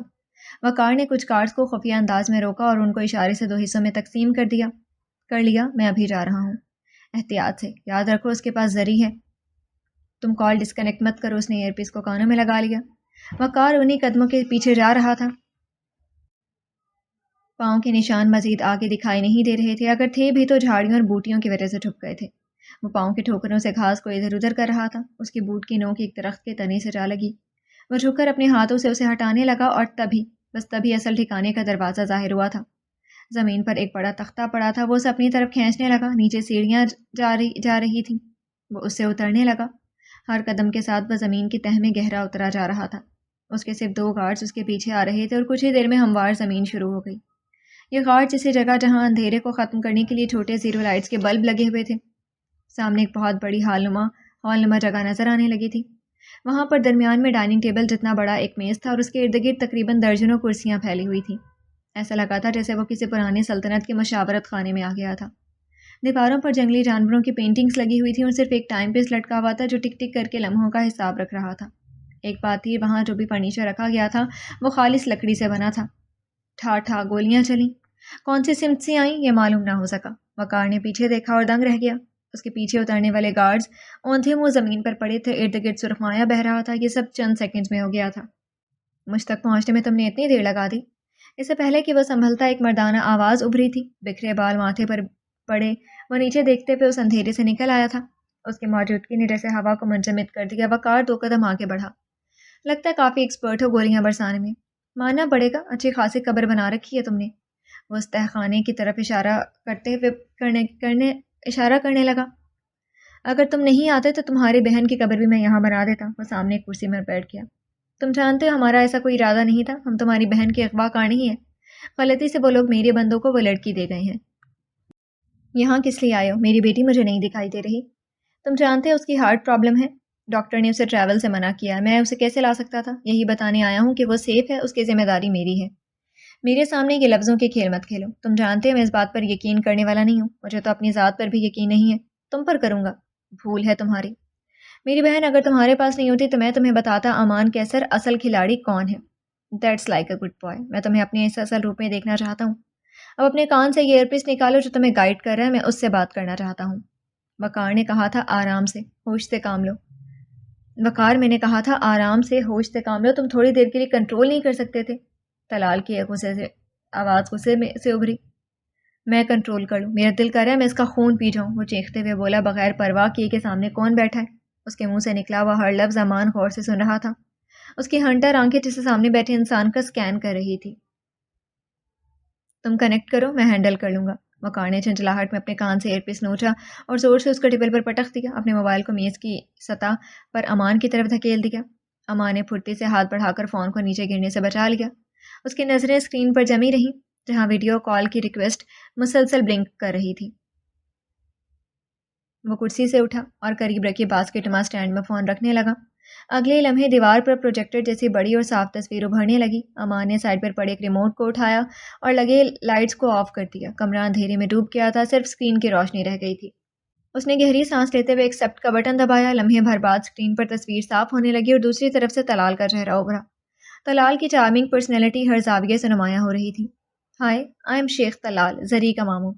اس کی آواز میں روب اور سکون تھا. مجھے معلوم ہے حبیبی، تم نے اسے کڈنیپ کیا ہوا ہے. امان کی گھنی بھویں تن گئی تھی. آنکھوں کے اوپر ایک گہرا سایہ سا اتر آیا تھا. سیدھا مدعے پر آتے امان کا لہجہ مقابل کے لیے برف کی طرح سرد تھا. ٹھیک ہے حبیبی. طلال نے ذرا جھک کر کیمرے کی طرف دیکھا. میں صرف یہ بتانا چاہتا ہوں کہ تمہاری بہن اپنی ہارٹ کنڈیشن کی وجہ سے ٹریول نہیں کر سکتی. کچھ ہی دیر میں تمہیں اس کی میڈیکل رپورٹس فارورڈ کر دوں گا. جو کچھ ہوا وہ محض ایک غلطی تھی، لیکن یاد رکھو تمہاری بہن بالکل سیف ہے، اور چونکہ وہ محفوظ ہے تمہیں بھی زری کو فوراً واپس کر دینا چاہیے. امان لمحے بھر کو رکا، پھر اس کے ہونٹوں پر ایک تلخ مسکراہٹ آ گئی. تم وہی ہو جس نے میرے سیکیورٹی سسٹم کو ہیک کرنے کے لیے بار بار اٹیک کروائے. میرے بارے میں تو کم از کم تم اتنا جان گئے ہوگے. اگر ذرا سا بھی مزید تمہارے بارے میں ہاتھ لگ جاتا تو میدان بہت گرم ہوتا. وہ لڑکی جسے تم یرغمال بنا کر لے گئے ہو، اس کو الٹی آنکھ سے دیکھنے والوں کی میں سانسیں بند کر دیتا ہوں. طلال کی آنکھوں کی چمک اچانک سخت ہو گئی. شیخ طلال، میری بات غور سے سنو. امان نے گہری سانس کھینچی. مجھے عورتوں سے نفرت ہے. دنیا میں صرف ایک لڑکی ہے جو میرے دل کے قریب ہے. وہ میری دنیا ہے اور میں اتنا شریف نہیں ہوں جتنا اب تک بنا ہوں. جس کے لیے تم دوسروں کی سانسیں روک سکتے ہو، میں اسی کی سانسیں روک لوں گا. غلط فہمی میں ہو تم. اپنی بہن کی خاطر تم زری کا بال بھی بیکا نہیں کر سکتے. تم مجھے جانتے نہیں ہو، اسی لیے ایسے دھمکیاں دے رہے ہو. میں نہیں جانتا. وہ ہنسا. تم کافی خوش مزاج رکھتے ہو. شیخ طلال، شیخ الیاس کا سوتیلا بھائی، جسے دنیا اس کے بیٹے کے نام سے پہچانتی ہے. دبئی کا بزنس ڈان جو روشنیوں میں جیتا ہے لیکن 47 ممالک کے اندر ایلیگل گولڈ ٹریڈ کا بادشاہ ہے. یہ شجرہ تمہارا کافی ہے کہ مزید سناؤں؟ او حبیبی، طلال نے فلک شگاف کہا لگایا. ماننا پڑے گا تمہارے پاس انفارمیشن کم نہیں ہے، لیکن سوال یہ ہے کہ کیا ابھی میں تمہارے بارے میں بھی کچھ بتاؤں؟ امان نے خالی آنکھوں سے اسے دیکھا. تمہارے منہ سے اپنے بارے میں سننا چاہوں گا، کیونکہ میں خود بھی اپنے بارے میں کچھ نہیں جانتا. مجھے بھی تمہارے بارے میں زیادہ معلوم نہیں ہوا، طلال نے آہستگی سے کہا. اس کی نظر امان کے چوڑے بازوؤں پر ٹھہر گئی. لیکن ایک آدمی جس کی باڈی لوہے اور دھات کو پگھلا کر ڈھالنے جیسی لگتی ہو، جس کا رد عمل کسی ماہر محافظ کی طرح منظم ہو، جس کے اختیار اور رسائی ایسی ہو جیسے اس کے سائے میں سلطنتیں چھپی ہوں، مگر پیچھے نہ نام، نہ پس منظر، نہ کمزوری. ایسے لوگ یا تو انڈر گراؤنڈ ہوتے ہیں یا پھر انڈر کور. امان نے منہ میں ایک ہنکار بھری. اس کا چہرہ بالکل بے اثر تھا جیسے خالی تختہ. طلال نے اس پر رد عمل دیکھنے کی امید لگائی مگر کچھ حاصل نہ ہوا. لگتا ہے تم نے میرے بارے میں بہت سوچا ہے. امان کی گہری آنکھیں اب سیدھا طلال کے چہرے میں گھس گئیں. خطرناک نظروں کا تبادلہ ہوا تھا ان دونوں کے درمیان. تمہاری بہن ایسے نہیں کہہ رہی تھی کہ تم اسے ساتھ لے جاؤ گے. اس کے لہجے میں کچھ چبھ رہا تھا. تم غلط سمجھ رہے ہو شیخ طلال. تم میری نفسیات سے کھیل نہیں سکتے، کم از کم تم نہیں. امان نے تیزی سے جواب دیا. وہ تو لہجوں سے دماغ میں بنے کھیلوں کو زیر زبر کرنے میں ماہر تھا. طلال کی نظریں اور بھی گہری ہو گئیں. تم ہو کون؟ اب مجھے واقعی فکر ہونے لگی ہے. بہتر یہی ہے کہ میرے بارے میں زیادہ مت جانو، یہ تمہارے فائدے میں ہوگا. ایک عجیب خاموشی نے قیام کر دیا تھا. طلال، یہ بکواس چھوڑو. مجھے زری چاہیے. تم اس کی بہن کو واپس بھیج دو تاکہ یہ ہمیں زری واپس کرے. وہ جیے یا مرے، ہمیں اس سے کوئی فرق نہیں پڑتا. امان کی آنکھیں خون سرخ سی ہو گئی تھی جیسے اندر کسی نے آتش چلایا ہو. یہ بندہ میرے ہاتھوں ضائع ہو جائے گا. اس نے طلال کی طرف دیکھ کر وقار کو اشارہ کیا. اس بیوقوف کو کس نے میرے ساتھ بات کرنے کے لیے بھیجا؟ وہ غصے سے اچھلنے لگا. وقار، میں بات کر رہا ہوں. طلال نے ادھر سے ایک ہاتھ اٹھا کر اسے خاموش کر دیا. تم بات کر ہی نہیں رہے شیخ طلال. تم میرے سامنے جھوٹ بول رہے ہو. میری بہن بالکل ٹھیک ہے، اس لیے کوئی اور بہانہ تلاش کر لو.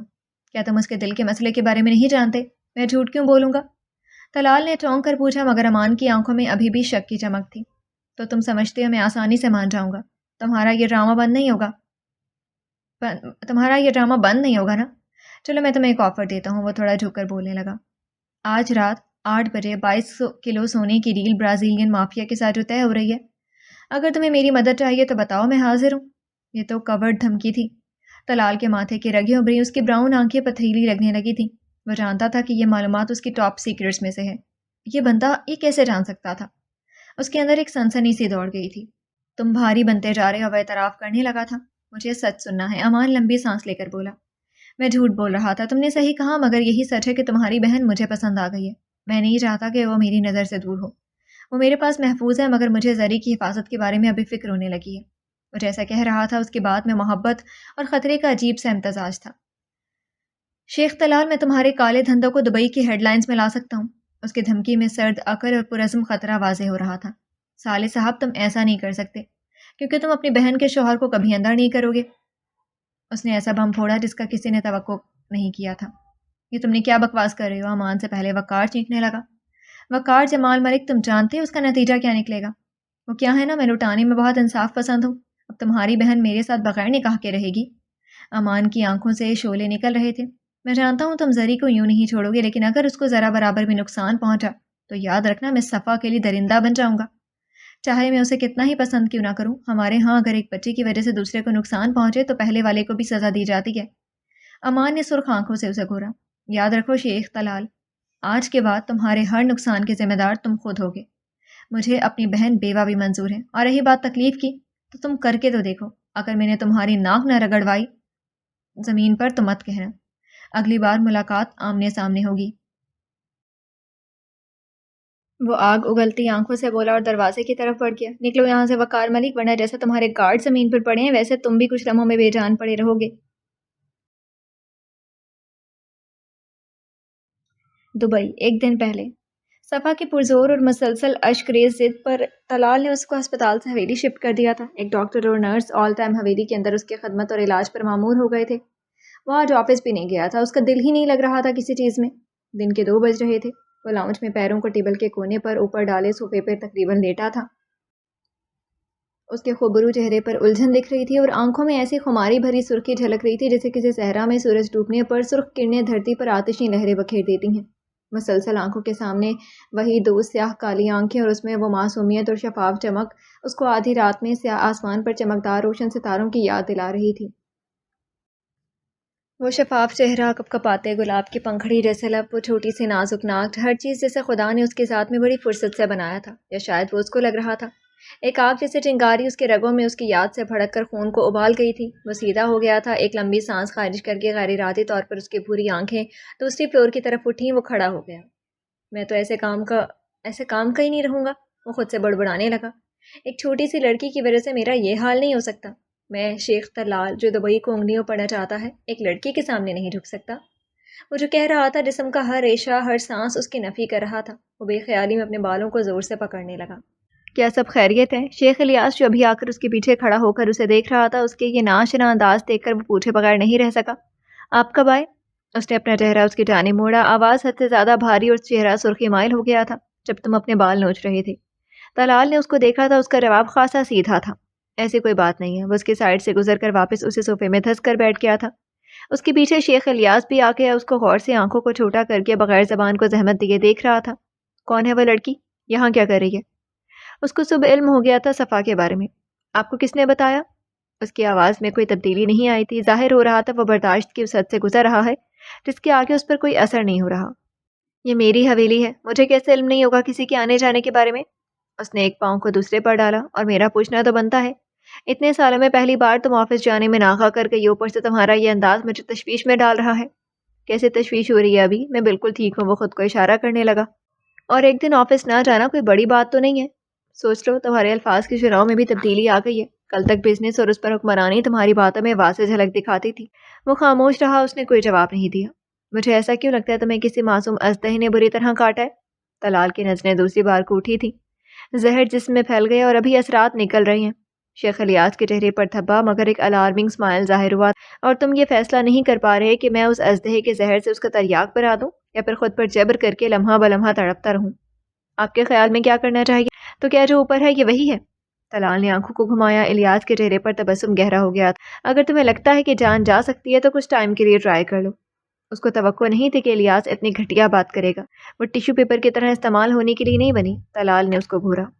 تو کیا چاہتے ہو؟ ساری عمر کے لیے اپنے نام کرنا چاہتے ہو؟ اپنی پراپرٹی بنانا چاہتے ہو؟ تمہیں کمی تو نہیں ہے کسی حور پری کی؟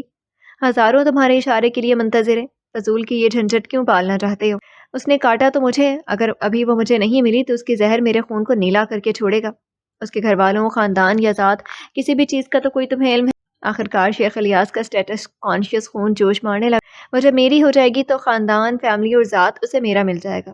مجھے یہ فرق نہیں پڑتا، پھر بھی اگر آپ کو شرم محسوس ہو رہی ہے تو جو اس کے خاندان کے بارے میں پوچھے میرے پاس انہیں بھیج دیا کرے، میں بڑی فرصت سے انہیں سمجھاؤں گا۔ اگر تم نے فیصلہ کر لیا ہے تو یہ بتا دو ایسی کون سی وجہ ہے جو تمہیں روک رہا ہے؟ بہت چھوٹی ہے وہ ایک لمبی سانس کھینچنے لگا۔ مجھے نہیں لگتا وہ مجھے سہن کر پائے گی، ایسا لگ رہا ہے اپنی بیوی بنانے کے لیے مجھے پہلے اسے پالنا پڑے گا۔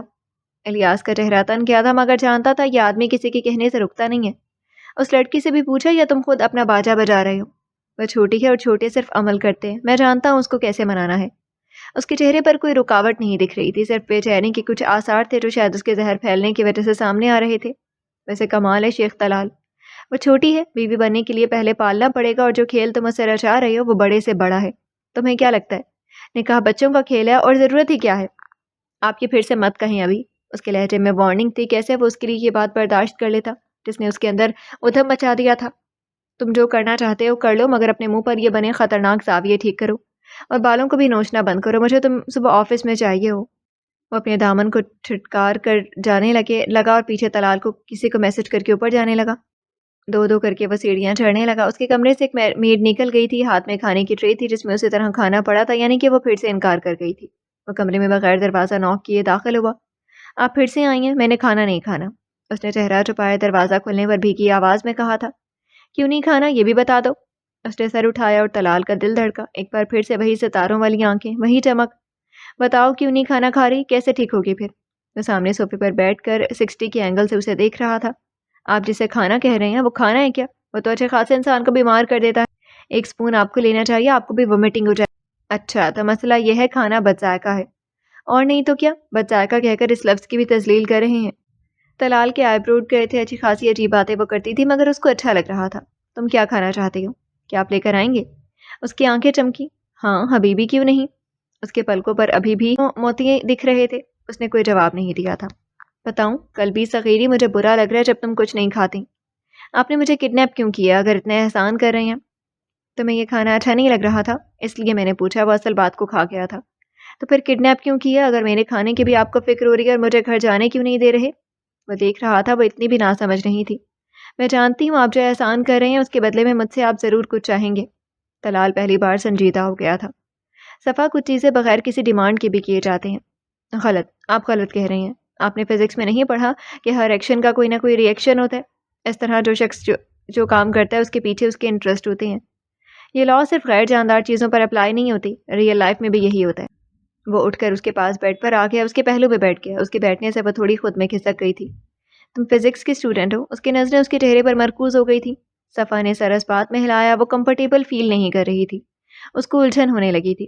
اس کے پہلو میں کیوں بیٹھا، اوپر سے اس کی آتشی آنکھیں جو اس کے ارد گرد حصار بنا رہی تھیں۔ وہ نازک سی لڑکی کہاں ایکسپیرینس کر چکی تھی یہ سب کچھ؟ وہ تو اپنے بھائی کی نرم مسکان اور نظروں کی عادی تھی۔ تم صحیح کہہ رہی تھی، مجھے بھی کچھ چاہیے۔ وہ اس کی طرف پوری طرح گھوم گیا۔ آپ دور ہو جائیں، اس کی آواز کمزور تھی۔ حبیبی اتنا دور تو بیٹھا ہوں۔ وہ خود کو اشارہ کرنے لگا، واقعی میں وہ دور بیٹھا ہوا تھا مگر اتنا بھی نہیں، لیکن وہ تو اس فاصلے کے مٹانے کے چکروں میں تھا۔ کیا چاہیے مجھ سے آپ کو؟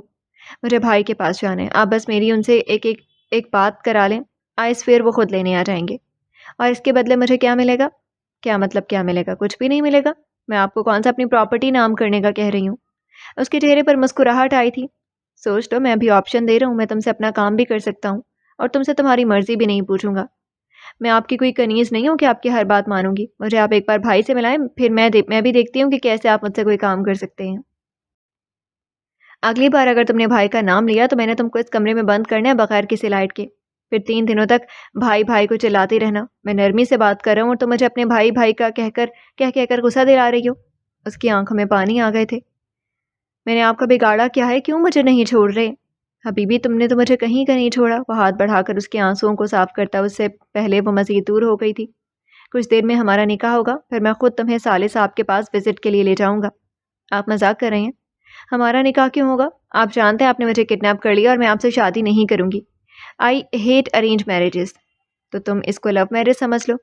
آپ کا دماغ کام نہیں کر رہا، میں نے نہیں کرنا کوئی نکاح، مجھے یہاں سے بس صرف نکلنا ہے۔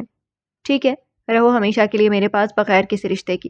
رشتے کے، ویسے بھی ارینج میرج تمہیں پسند نہیں ہے.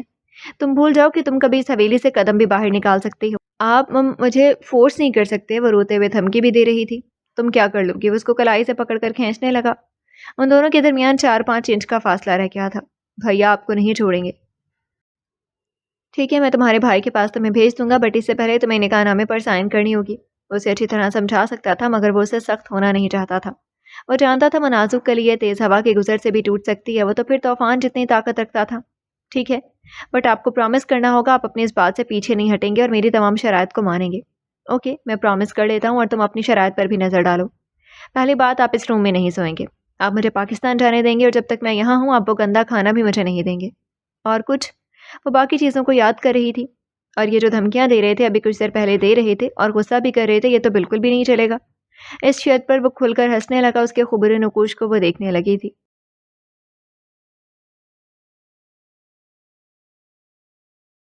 اس کے ناک کو ہلکا سا ٹچ کر کے وہ وہاں سے جانے لگا. کچھ دیر میں طلال نکاح کا انتظام کر چکا تھا. صفا ابھی تک اسی طرح بیڈ میں بیٹھی تھی. طلال واپس مولوی کے ساتھ اندر آ گیا تھا. اس کے پیچھے ایک میڈ ٹرے میں ایک ریڈ شال لیے اندر آ گئی. صفا سبھی کو حیران نظروں سے دیکھ رہی تھی. وہ تو واپس جانے کے سوچوں میں تھی اور بس کے سر پر مولوی کو بھی کھڑا کر چکا تھا. سر پر ڈالا. آپ اتنی جلدی کیوں کر رہے ہیں؟ آپ نے کچھ دیر پہلے تو کہا تھا. جلدی کہاں کر رہا ہوں حیاتی. وہ جھک کر اس کے ستارہ آنکھوں میں اپنی آتشی بھوری آنکھوں کو پیوست کر کے جواب دینے لگا. نہیں، میں نے نہیں کرنا ابھی. وہ مولوی کو دیکھ کر کہنے لگی. صفا اور کوئی بات نہیں کرو گی تم سوائے قبول ہے کہ، سمجھی تم؟ اس کے جبڑے کو اپنی مردانہ سخت انگلیوں میں پکڑنے لگی. کچھ دیر میں اس کو احساس ہو گیا تھا کہ وہ اسے تکلیف دے رہا ہے. وہ خود اس کو آزاد کر گیا. اس کی آنکھیں پھر سے بھیگ گئی تھی. میں نے کیا کہا، سمجھی تم؟ اس کی تھوڑا سا سختی پر اس کی لمبی پلکیں پڑپڑائے تھے. وہ سر ہلانے لگی اور پھر جیسا اس نے کہا تھا وہ کر گئی تھی. سوائے قبول ہے کے علاوہ اس کے منہ سے طلال نے کچھ نہیں سنا تھا. وہ کپ کپاتے ہوئے خود کو اس کے نام کر گئی تھی اور طلال کو جیسے لگا تھا وہ دنیا فتح کر چکا ہے. اس کے انگ انگ میں سرشاری کی ایک لہر دوڑ گئی تھی. اتنا چینخ چینخ کر بات کون کر رہا ہے؟ طلال گیسٹ ہاؤس کے سنگے مرمر کے فرش پر قدم رکھ کر رک گیا تھا. دروازے کے رخ پر کھڑے سیکیورٹی گارڈ نے اس کی طرف دیکھا اور پھر اس کے لیے دروازہ کھولا. وہ جیسے اندر آیا الیاس کی آنکھیں فوراً اس پر ٹھہر گئی تھیں. وہ نظر عام نہیں تھی. وہ نگاہ نہیں بلکہ دھواں سے تھی جس کے اندر سے غصے کے بلبلے ابھر رہے تھے جیسے کوئی بندش ٹوٹ کر باہر آنا چاہتی ہو. کیا ہوا حبیبی؟ اور یہ دونوں یہاں پر کیا کر رہے ہیں؟ الیاس نے کچھ کہا نہیں تھا مگر اس کے گھورنے کا مقصد صاف تھا کہ بکواس بند کرو. ابھی یہ لوگ کیوں آئے ہیں؟ میں کیا پوچھ رہا ہوں. وہ کسی زبان کے کہوے کو نہیں مانتا تھا تو الیاس کی گھوریوں کو خاک زیر توجہ کرتا. شیخ طلال، ہم اپنے شیئرز کو واپس لینے آئے ہیں. تم جیسے شخص سے ہم کوئی بھی تعلق نہیں رکھنا چاہتے اور اپنے بھائی کی موت کا بدلہ لینے کے لیے بہت جلد میں تم سے کورٹ میں ملوں گا. ظفر دورانی وہ اس کو دیکھنے لگا. دعویٰ وہ کرو جو تم برداشت کر سکو. بات رہی تمہارے بھائی کے مارنے کی تو شکر کرو اس کی لاش تمہیں مل گئی ہے، ورنہ میرا تو ارادہ تھا کہ اس کے ہاتھ پاؤں اس کے جڑ سے الگ کر دوں اور اسے چیل کووں کو کھلا دوں. طلال، تم جتنے بھی بڑے بزنس ٹون کیوں نہ بن جاؤ، میں وہ نہیں ہوں جو تم روز منہ کے بل اسے گراتے رہتے ہو. ہمارا بزنس الیاس کے ساتھ 5 سالوں سے چل رہا ہے. ہم دونوں نے اس جواہرات کے کاروبار کو کہاں سے کہاں تک پہنچا دیا. رشیا کے مافیاز کے ساتھ ہماری ڈیلز بھی ہو گئی تھی. ابھی میں دیکھتا ہوں کہ تم کیسے اپنے گرے محل کو بچاتے، کیونکہ یہاں سے میں نے تمہیں برباد کرنے کا ٹھان لیا ہے. تم ہمیں برباد کرو گے؟ مجھے تمہارا یہ روبرو انداز پسند آیا مگر میرے گھر کے اندر نہیں. آخر میں اس کا لہجہ ٹھنڈا ہوا تھا. اگلے 60 سیکنڈز میں تمہارے 10 گوداموں میں آگ کے دھوئیں اٹھیں گے. تم نے کہا میں اپنا محل کیسے بچاؤں گا؟ ابھی تم اپنے گرے آسمان کے ٹکڑوں کو ریزہ ریزہ ہوتے دیکھو گے. یہاں مذاق نہیں ہو رہا شیخ طلال. میرے آسمان کو گرانا اتنا بھی آسان نہیں ہے. تم کیا کر رہے ہو طلال؟ الیاس جانتا تھا یہ ابھی مذاق کے موڈ میں تو نہیں لگ رہا. مزہ تب آتا ہے ظفر دورانی جب دوسرا حد سے زیادہ خوش فہم ہو اپنی طاقت کے بارے میں. طلال، میں نے کیا پوچھا ہے؟ الیاس نے پھر سے پوچھا. وہ حد سے زیادہ سنجیدہ لگ رہا تھا. ابھی یہ تم سے بھیک مانگے گا اپنے آسمان کے ساتھ زمین کو بھی چور چور ہوتے دے کر. Just 35 seconds. ظفر نے بے یقینی سے ایک بے پرواہ کہا لگایا. مت کرو طلال، تم جو کر رہے ہو. الیاس جانتا تھا وہ جو کہہ رہا ہے وہ سچ ہے. اس نے ایک جان لیوا اسمائل اس کو پاس کر دیا تھا. جسٹ 10 سیکنڈز مور. ابھی یہ کمینہ جو ہنس رہا ہے روئے گا. بہت ہو گیا. میرے وکیل سے معاملہ صاف کرو. مجھے مزید یہاں بیٹھنا گوارا نہیں ہے. اس نے اپنے سفید پوشاک کو جھٹکا دیا. طلال ابھی تک خاموش تھا اور اس کی خاموشی کے پیچھے طوفان ہوتا تھا. دورانی نے جانے کے لیے قدم اٹھایا. 3. طلال مت کرو، میں اس کو ہینڈل کر لوں گا مگر پھر کچھ ٹھیک نہیں ہوگا. 2. وہ الیاس کو دیکھنے لگا. ظفر گیسٹ روم سے باہر جانے کے لیے تقریباً پہنچ گیا تھا. 1. اس نے ایک آنکھ ونک کر دیا. اب دیکھنا کیا ہوتا ہے. اس نے انگلی سے ظفر دورانی کے پیٹھ کو اشارہ کیا اور تبھی اس کے پیچھے اسسٹنٹ کا فون بج گیا تھا. نہ چاہتے ہوئے بھی ظفر کو رکنا پڑا. میں نے کہا تھا نا. طلال نے الیاس کو دیکھ کر سر پیچھے کی طرف گرایا تھا. اس کے اسسٹنٹ نے کال کو کنیکٹ کر لیا. کان سے لگا کر اس نے جو سنا وہ گنگ ہو کر ظفر کو دیکھنے لگا. کیا ہو گیا؟ منہ میں زبان نہیں ہے کیا؟ سر وہ ٹھیک کہہ رہا تھا. اور وہیں پر ظفر کے سر پر آسمان گر گیا تھا. کیا بکواس کر ہے؟ وہ چیخنے لگا جیسے کوئی نیا زخم لگنے پر انسان چلاتا ہے، کیونکہ درد نیا ہوتا ہے، برداشت سے باہر. 5 گودام میں تقریباً راکھ ہو گئی ہیں اور آگ مزید بڑھ رہی ہے. شیخ طلال میں تمہاری جان لے لوں گا. وہ تیش میں اس کی طرف بڑھنے لگا. ابھی آپ بتائیں کیا کریں؟ وہ آنکھیں بند کر کے ایک پاؤں کو ہلانے لگا. طلال تم بچو گی نہیں، میرا وعدہ ہے کہ تم سے میں تمہیں برباد کر لوں گا. گیسٹ روم میں کھڑے گارڈز نے اس کو آگے بڑھنے سے روک دیا تھا. یہ کیا بھونک رہا ہے سارا؟ اگر مزید میرا دماغ گھوم گیا تو میں اس کے بھائی کی طرح اس کا بھی پتہ ختم کروا لوں گا. بدمزہ ہو کر وہ کھڑا ہوا. الیاس اپنے بیٹے سے کہو جو آگ اس نے لگائی ہے اس کو بجھا دو. وہ کسی زخمی جانور کی طرح کاٹنے کو تیار تھا. الیاس طلال کو حیرانی سے دیکھ رہا تھا جو بندہ کچھ دیر پہلے بک بک کر رہا تھا ابھی کتے کی طرح زمین پر اپنی زبان کو پھیر رہا تھا. میں نے کہا تھا نا ظفر درانی، اپنے آسمان کو بجھاؤ. وہ بچ بھی سکتا تھا اگر میرے دیے ہوئے 60 سیکنڈ میں تم سنبھل جاتے، معافی مانگتے اور زیادہ کچھ نہیں. ابھی کے پاؤں پر سر رکھ کر کہتے کہ میں ایک نمبر کا کمینہ ہوں. جو میں نے کہا وہ نہیں کہنا چاہیے تھا. میں مر کر بھی ایسا نہیں کرتا، تمہیں اس کا حساب دینا پڑے گا. حبیبی میں نے صرف آسمان کا نہیں زمین کے چھین لینے کا بھی کہا تھا. بہتر ہوگا اپنی زمین کو اپنے پیروں کے لیے بچاؤ، ورنہ منہ کے بل گر کر بھی میں نے تمہیں چھوڑنا نہیں ہے. ظفر کو لگا تھا اس کا شہرک پھٹ جائے گا. اس کی سانس انتہا حد تک تیز چل رہی تھی. میری بات مانو ظفر درانی، معافی مانگو یا تیار ہو جاؤ مزید شعلوں کے لیے، کیونکہ میں تو رکنے والا نہیں ہوں. تمہارے ساتھ مزید 60 سیکنڈز ہیں. معافی مانگو اور اپنے بچے کچھ دنیا کو بچا لو. جن گارڈز نے اس کو پکڑا تھا طلال کے اشارے پر ہٹنے لگے. اس کا دیو ہیکل جسم کسی زلزلے کی طرح جھٹکے کھا رہا تھا. وہ الیاس کو دیکھنے لگا. مجھے معاف کر دو. ایسا لگا تھا اندر انا کے پہاڑ ٹوٹ گئے. آواز میں بجلیاں کھڑکنے جیسے غراہٹ تھی. ایسے نہیں حبیبی، ہاتھ جوڑو اور آنکھیں نیچے کرو. ظفر نے اپنی زبان کو دانتوں تلے کاٹ لیا تھا جس پر اس نے ابھی یہی کہنا تھا. جلدی کرو حبیبی، صرف 35 سیکنڈز رہتے ہیں. اس کے دونوں ہاتھ ایک انداز سے پیچھے کی طرف بندھے تھے. زبردستی وہ اس کو سامنے کر کے جوڑنے لگا. اس کی وہ آنکھیں نیچے ہو گئیں جو کچھ دیر پہلے زبان کے ساتھ اس پر بھی دھمکیاں دے رہا تھا. مجھے معاف کر دو الیاس، مجھے نہیں کہنا چاہیے، میں گدھا ہوں، معاف کر دو مجھے. اور تبھی انا کے پہاڑ صرف ٹوٹے نہیں، ریزہ ریزہ ہو گئے. طلال کے چہرے پر ایک خطرناک تبسم نے گھیر ڈالا. وہ اپنے ہاتھ پر پہنے کنیکٹڈ واچ سے ٹچ کرنے لگا اور وعدے کے مطابق ظفر کی زمین جلنے سے بچ گئی تھی. سامنے کھڑا شخص جو کچھ دیر پہلے انا کی غیر تسخیر دیوار لگ رہی تھی ابھی کسی ریت کی دیوار کی طرح کھڑا تھا. طلال وہاں سے الٹے قدم لے کر اپنی ستارے والی آنکھوں کو دیکھنے گیا. میری بیٹی کہاں ہے؟ وقار نے جیسے اندر قدم رکھا صدیق نے پوچھا. زری کہاں ہے؟ میں تم سے پوچھ رہا ہوں. اس کی سانس جیسے اوپر نیچے ہو رہی تھی. ایسا لگ رہا تھا اس کا دل اس کے کانوں میں دھڑک رہا ہے. وقار مجھ سے تمہاری خاموشی برداشت نہیں ہو رہی، خدا کے لیے کچھ بولو. ڈیڈ، طلال نے اس لڑکی سے نکاح کر لیا اور وہ کمینہ زری کو ہمیں نہیں دے رہا. تم تو ایسے بتا رہے ہو جیسے کسی گڈے گڑیا کی بات کر رہے ہو. وہ میری بیٹی ہے، یہ کہہ کر تم نے اس کمینے کا منہ نہیں توڑا؟ کیوں 12 گولیوں سے اس کے سینے کو چھلی نہیں کیا؟ ہم کچھ نہیں کہہ رہے اور وہ سر پر چڑھا جا رہا ہے. کتنے گارڈز وقار تمہارے ساتھ گئے تھے؟ ہاں بتاؤ مجھے. اس کی گریبان کو پکڑنے لگا. تمہارے ساتھ کم سے کم 10 سے 12 لوگ گئے تھے اور تم میری بیٹی کو بغیر ساتھ لے آئے ہو. شرم آنی چاہیے تمہیں. ڈیڈ، اس نے بغیر میرے کچھ کہے میرے 2 آدمیوں پر گولی ماری. اس کمینے سے بات میں کر بھی لیتا مگر طلال نے سارا معاملہ خراب کر دیا. اور وہ لڑکی اس کی بیٹی نہیں ہے. وہ طلال کے بارے میں اتنا جانتا تھا جتنا میں اور آپ بھی نہیں. اس کی سیکریٹ میٹنگز کی خبر بھی اس کے پاس تھی. سارا مسئلہ اس طلال بلڈی کی وجہ سے ہوا. اس کو کوئی اور نہیں ملی تھی، اس 2 ٹکے کی لڑکی سے نکاح کر لیا. طلال نے تو اس لڑکی سے نکاح کر لیا. وہ کس ناطے سے وہاں میری بیٹی کو رکھ رہا ہے؟ میں اس کی سانسیں لے لوں گا؟ میں صرف اور صرف اپنے بیٹی کی وجہ سے خاموش ہوں. وہ وہاں سے لمبے ڈگ لے کر چلا گیا تو اس کے دماغ میں کیا چل رہا تھا یقیناً اس کی سر انجامی کے لیے وہ اپنی گاڑی میں بیٹھ گیا تھا. جتنے انفارمیشن طلال نے دیا تھا اس کو آگے کسی کو اس نے بھیج دیا تھا. موبائل کی گھنٹی بج گئی تھی. اس نے کال کو پک کر لیا. سر، آپ نے جو انفارمیشن نکالنے کا کہا ہے وہ میں نکال لوں گا مگر کچھ حد تک. دوسری طرف سے آواز ابھری. کیا مطلب ہے اس بات کا؟ سیدھی طرح بتا دو. اس کے لہجے میں کھردرا پن حد سے زیادہ نمایاں ہو رہا تھا. سر، میں صرف یہ بتا سکتا ہوں کہ اس شخص کا گھر کہاں ہے. اس کے آگے پیچھے خاندان کے بارے میں کوئی ڈیٹا سامنے نہیں آ رہی. کیا ہے یہ شخص؟ کیا درختوں سے پیدا ہوا ہے؟ مجھے جلاتے ہوئے کہنے لگا. جس سے بھی امان کے اثر کا بایو ڈیٹا نکلوانے کا کہتا ہوں بس یہی جواب سامنے آ رہا ہے. سر، میں کیا کروں؟ اس کی سوچوں کے تسلسل میں دراڑ پڑ گیا تھا. مرو تم سب لوگ، ایک کام کی نہیں ہو. بھیج دو جتنی معلومات نکال چکے ہو. بے دردی سے فون کو بند کر کے سائڈ سیٹ پر اس کو پھینکنے لگا اور بے چینی سے اپنی داڑھی میں ہاتھ پھیرنے لگا. کچھ ہی دیر میں اسے موبائل پر پھر سے میسج ٹیون بج گئی تھی. اس نے ایک لمبی سانس کو خارج کیا، ایک نظر موبائل کو بغیر ہاتھ لگائے دیکھا اور اگلے ہی پل اس کو اٹھایا. کیسٹی حویلی یہاں سے تقریباً 1 گھنٹے کے فاصلے پر لوکیشن میں واضح ہو رہی تھی. اس نے ڈرائیور کو گاڑی اسے سمت پر چلانے کا کہہ دیا. کون سا باپ یہ سہ سکتا ہے کہ اس کی بیٹی بغیر کسی رشتے کے، بغیر کسی بندھن کے، کسی اجنبی مرد کے ساتھ جڑ جائے؟ یہ زہر ہے.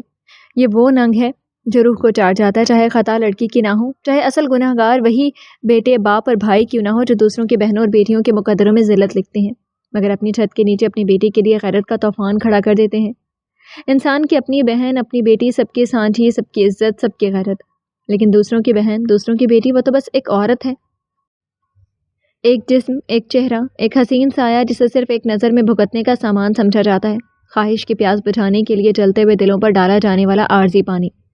ہاں یہ بھی سچ ہے کہ ہر پیاس کو پانی نہیں چاہیے ہوتی، کچھ شعلے ضبط کے اندھیروں میں خود ہی بجھ جاتے ہیں، کچھ طوفان صبر کے سینے میں دفن ہو جاتے ہیں، لیکن افسوس یہ دنیا جب پانچوں انگلیاں برابر نہیں ہوتی کہہ کر اپنی صفائی دیتی ہے تو یہ بھول جاتی ہے کہ وہ پانچوں انگلیاں ایک ہی ہاتھ کی جکڑ میں ہوتی ہیں، وہی ہاتھ جو کبھی دعا کے لیے اٹھتا ہے، وہی ہاتھ جو کبھی آغوش بن کر ڈھانپتا ہے، اور وہی ہاتھ جو جب چاہے خنجر بن کر کاٹ بھی ڈالتا ہے۔ سر جگہ پہنچ گئی ہے، ڈرائیور نے صدیق کو فرنٹ میرر میں دیکھ کر کہا جو باہر ونڈو سے دیکھ رہا تھا۔ اس نے سامنے کی طرف دیکھا، ایک بلند و بالا عمارت جس کے دیواروں کو بیل بوٹوں نے چھپایا ہوا تھا، ایک بہت بڑا داخلی دروازہ جس کے سامنے اس کی گاڑی کھڑی اور وہ اس میں اسی طرح بیٹھا ارد گرد کا جائزہ لے رہا تھا۔ حویلی کے جوڑ سے معلوم ہو رہا تھا کہ یہ کاریگری ہے اور اس حویلی کی دیواروں پر بنے نقش و نگار کافی قدیم مگر ابھی تک پرکشش اور آنکھوں کو جمانے کی صلاحیت رکھ رہی ہے۔ اس نے ڈرائیور کو اشارہ کیا اور وہ گاڑی کا بیل بجانے لگا۔ کچھ دیر میں مین دروازے پر کھڑے ایک گارڈ نے دروازہ کھولا، گاڑی اندر داخل ہو گئی۔ ڈرائیور نے اس کو ایک سائڈ پر کھڑا کر دیا۔ صدیق اسے اتر کر ہر چیز کو تسخیر کو نظروں سے دیکھنے لگا۔ دروازے پر کھڑے گارڈ نے اس کو آگے آنے کا اشارہ کیا، وہ اس کے پیچھے پیچھے آنے لگا۔ اس نے جیسے حویلی کے اندرونی حصے میں قدم رکھا، ایک عمر رسیدہ آدمی اس کے سامنے آ گیا۔ وہ آدم بابا تھا۔ جناب آپ کو کس سے ملنا ہے؟ اس نے سر سے لے کر پیر تک پہلے اس کا جائزہ لیا۔ ابھی تو گھر میں کوئی بھی نہیں ہے۔ کوئی بات نہیں، میں ویٹ کر لیتا ہوں۔ آدم بابا نے سر ہلایا۔ آئیں آپ میرے ساتھ۔ وہ اس کو اپنے ساتھ ڈرائنگ روم میں لے گیا تھا۔ حویلی کا انٹیریئر کافی شاندار اور بیش قیمت لگ رہا تھا، ہر چیز ایک مکمل سلیقے سے پڑا نظر آ رہا تھا۔ وہ ایک صوفے پر بیٹھنے لگا۔ آدم بابا واپس وہاں سے گیا۔ اس نے امان کو کال ملایا تھا۔ صدیق کی نظر ایک تصویر پر پڑی جو خوبصورت فریم میں لگی ہوئی تھی، وہ اٹھنے لگا۔ اس نے غور سے دیکھنے کے لیے اس فریم کو سائڈ ٹیبل سے اٹھایا۔ ایک نازک لڑکی امان کے ساتھ کھڑی مسکرا رہی تھی، اس کی آنکھیں اس لڑکی سے نہیں ہٹ رہی تھیں۔ مجھے ایسا کیوں لگ رہا ہے کہ یہ آنکھیں میں نے کہیں دیکھی ہیں؟ وہ خود سے منمنانے لگا۔ ایسا لگ رہا تھا یہ آواز دور کہیں اس کے اندر کی گہرائیوں سے اتر رہا ہے۔ اس کو حبس سا محسوس ہوا تھا، اس کے ہاتھ بے اختیار اپنے گلے کی طرف گئے تھے۔ کچھ دیر وہ اسی طرح اس تصویر کو دیکھتا رہا اور پھر اس کو رکھنے لگا۔ وہ جیسے مڑا، اس کے سامنے امان پاؤں پر پاؤں ڈالے صوفے پر براجمان ہو کر بیٹھا تھا۔ تم کب آئے؟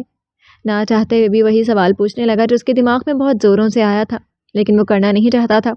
آپ کو یہاں نہیں آنا چاہیے تھا۔ امان کے لہجے میں کوئی تعاون نظر نہیں آ رہا تھا۔ میں یہاں مزے سے نہیں آیا، نہ ہی مجھے شوق ہے آنے کا۔ تمہاری بہن کو وقار نے غلطی سے بھیج دیا ہے، تم اپنے حساب اس سے چکتا کرو۔ میری بیٹی سے تمہارا کوئی حساب نہیں نکلتا۔ صدیق صاحب میں مذاق کے موڈ میں بالکل بھی نہیں ہوں۔ میری بات تمہیں مذاق لگ رہی ہے؟ اس کی آواز اونچی ہو گئی تھی اس لیے وہ کھانسنے لگا۔ مت کریں، آپ جیسے لوگ اتنے دبدبے سے بات کرنا افورڈ نہیں کر سکتے۔ وہ ایسا کیوں کہہ رہا تھا؟ مگر اس کی آنکھیں جیسے صدیق جمال کی آر پار ہو رہی تھیں، رازوں کی گتھیوں کو سلجھانا جیسے اس نے شروع کیا تھا۔ صدیق اس کو دیکھ رہا تھا، وہ کیا کیا سوچ کر آیا تھا کہ وہ کیا کیا کرے گا، وہ اس کے گریبان کو پکڑے گا، مگر وہ تو ابھی بے بس لگ رہا تھا۔ ہم اتنے بھی کمزور نہیں ہیں جتنا تم نے ہم کو سمجھ رکھا ہے۔ میں صرف اپنی بیٹی کی وجہ سے خاموش ہوں۔ پتہ نہیں کیوں اس کا یہ بھرم اس کا ساتھ نہیں دے رہا تھا۔ جو ہوا آپ بھی جانتے ہیں اور آپ کا بیٹا بھی۔ اپنی بیٹی کی بربادی کے ذمہ دار آپ خود ہیں۔ میرا خون ابلنے لگتا ہے جب میں یہ سوچتا ہوں کہ صفا تمہارے اس بددماغ بیٹے کی وجہ سے 7 سمندر دور ہے اور کس حالت میں ہے۔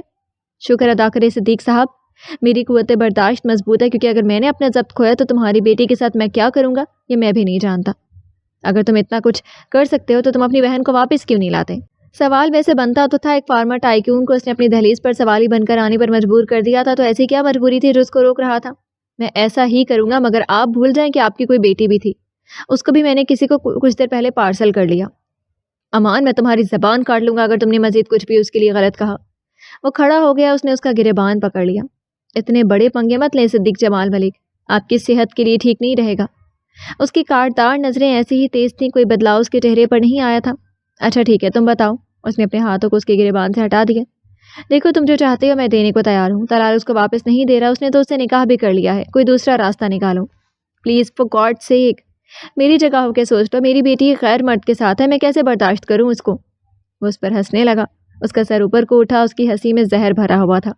کیسری حویلی میں اس کی ہنسی بہت کمی دکھتی تھی، دیواروں نے اس کو دیکھنے کی جرت کی، مگر تب تک اس کے چہرے پر وہی سرد ماسک پھر سے بن گیا تھا۔ شاید تم بھول رہی ہو میری بہن بھی درندوں کے درمیان پھنسی ہوئی ہے۔ اس کی آواز ایک دم ٹکراتی ہوئی محسوس ہوئی۔ صدیق جمال وہ اتنی معصوم ہے کہ شاید معصومیت کا اختتام اسی پر ہی ہوا ہوگا۔ رہی بات غیر مرد کی اور برداشت کی، تو اس وقت یہ غیرت کہاں گئی تھی؟ اپنے بیٹے سے پوچھو جس وقت میری بہن کو وہ کڈنیپ کر کے درندوں کے پاس بھیج گیا تھا۔ 1000 بار کہا میں نے، وہ غلطی سے اٹھائی ہے اس کے آدمیوں نے۔ کوٹھوں پر کتنی لڑکیاں اپنی مرضی سے جاتی ہیں؟ انہوں نے دھوکے سے تمہاری بہن کو دے دیا تھا۔ ہمیں کیا علم تھا؟ پلیز ہمارا بھروسہ کرو امان۔ آپ نے سنا ہے نا، قصاص کے بدلے قصاص، موت کے بدلے موت، خون کے بدلے خون، اور اسی طرح اغوا کے بدلے اغوا۔ یقین کریں میں بہت خالص ہوں لٹانے میں، چاہے وہ اچھائی ہو یا برائی۔ مجھ سے اچھے کی امید مت رکھیں کیونکہ آپ نے مجھ سے اچھا نہیں کیا۔ ابھی تک آپ کو اس لیے برداشت کر رہا ہوں کہ آپ میرے گھر میں کھڑے ہیں۔ اگر آپ کی بیٹی میری بہن کے سلامتی کی ضمانت ہے تو مجھے یہ سودا کرنا منظور ہے، چاہے وہ زبردستی ہی کیوں نہ ہو۔ وہ کھڑا ہوا۔ اگر اتنا تم جانتے ہو تو یہ بھی جانتے ہوگے کہ جو میرا بیٹا کر رہا تھا اس سے میں لالم تھا۔ معصوم بننے کی کوشش اگر صدیق جمال میرے سامنے نہ کرے تو بہتر ہے۔ میں تمہارے ہر دھندے سے واقف ہوں، جو باقی ہے اس کو بھی منظر عام پر لا کر ہی چھوڑوں گا۔ وہ موبائل پر کال ملانے لگا۔ کچھ دیر میں دوسری طرف سے کال اٹھا لی گئی تھی۔ یہ لو بات کرو، مگر آئندہ یہاں پر قدم رکھنے کی ضرورت نہیں ہے۔ جس دن میری بہن میرے گھر کی دہلیز پر قدم رکھے گی اس دن آپ کی بیٹی بھی مل جائے گی۔ وہ صوفے میں واپس دھس کر بیٹھ گیا۔ ہیلو، موبائل پر زرواں کی آواز آ گئی تھی۔ بیٹا تم ٹھیک ہو؟ ڈیڈ آپ پلیز مجھے یہاں سے نکلنا ہے، مجھے یہاں کیوں رکھا ہے؟ اس کی آواز میں کنفیوژن تھی مگر ڈر تو کہیں سے بھی نہیں لگ رہا تھا۔ میں نہیں جانتا، وقار نے کچھ گڑبڑ کر دی ہے۔ تو کچھ کریں، کیوں ہاتھ پر ہاتھ رکھا ہے؟ اس مجسمے نما انسان سے میں یہاں کتنے دنوں سے ہوں، اور آپ ایسے کہہ رہی ہیں جیسے کہ کوئی چھوٹی بات ہو۔ وہ یہ خطاب کس کو دے رہی تھی امان نے سن لیا تھا، کیونکہ موبائل سپیکر پر تھا۔ وہ اپنے ہاتھ کی مٹھی بنانے لگا۔ سوری بیٹا، یہ بندہ میری بات نہیں مان رہا جب تک اس کی بہن اس کے پاس واپس نہیں آتی۔ کیا مطلب ہے ڈیڈ؟ میرا اس کی بہن یا بیٹی سے کیا واسطہ ہے؟ اور آپ کب سے اتنے بے بس ہو گئے ہیں؟ I am sorry Zari, I am really sorry. Dad آپ طلال سے بات کریں، وہ ہینڈل کر لیں گے۔ اس کمینے کی وجہ سے تو سب کچھ ہو گیا۔ اس نے خود موبائل کاٹ لیا۔ میری بیٹی سے کچھ برا مت کرو امان، وہ کچھ نہیں جانتی۔ اگر تمہاری ایک بھی کمزوری میرے ہاتھ لگی ہوتی امان کے اثر، تو میرا آنا تم ہمیشہ یاد رکھتے۔ اس کے موبائل کو صفحے پر پھینک کر وہاں سے چلتا بنا۔ اے باندری، کب تک تمہارا کام ختم ہوگا؟ میں بور ہو گیا ہوں، سر کو مجھے بھی کوئی کام دینا چاہیے تھا۔ اس کے روم میں آ گیا تھا۔ مجھے تنگ مت کرو حماد۔ اس کی انگلیاں مسلسل کی بورڈ پر چل رہی تھی۔ کچھ پتہ چلا؟ کوئی ڈاؤٹنگ تھنگ سامنے آئی ہے؟ وہ کاؤچ پر بیٹھ کر اپنے پاؤں پر اپنا پورا بوجھ ڈالے پوچھنے لگا۔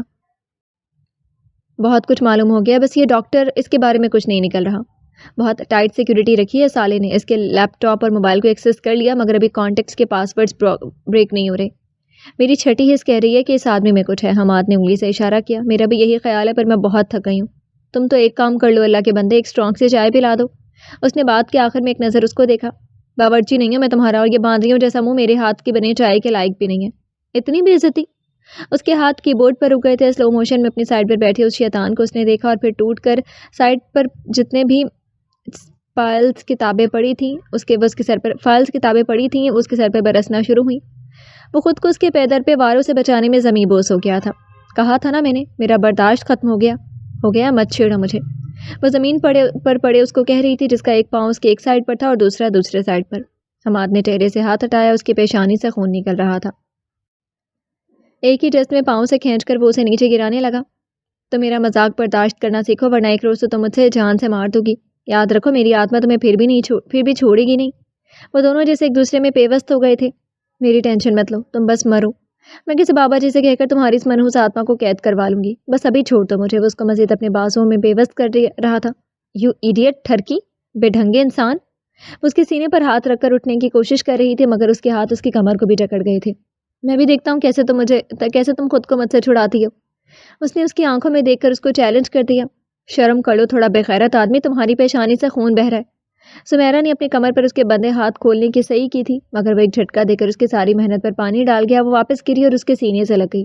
میری باندری میں بے غیرت ہی صحیح، کیونکہ اگر میں غیرت مند بنا تو تمہارے گلے میں کپڑوں کے نام پر جو بے شرمی ہے اس کو آگ لگا دوں گا۔ اس نے اپنے سلیو لیس شرٹ کو دیکھا۔ تم میرے نہ باپ ہو اور نہ بھائی اور نہ ہی شوہر، اس لیے مجھ پر حکم چلانے کی ضرورت نہیں ہے۔ اور دوسری بات، اتنی بات کرو جتنا تمہارا منہ ہے۔ ابھی چھوڑو مجھے جاہل انسان۔ کوئی جواب موصول نہیں ہوا۔ میں تم سے کہہ رہی ہوں اللہ کو پیارے ہو گئے کیا؟ وہ اس کے بازوؤں کے اوپر سے کاٹنے لگی۔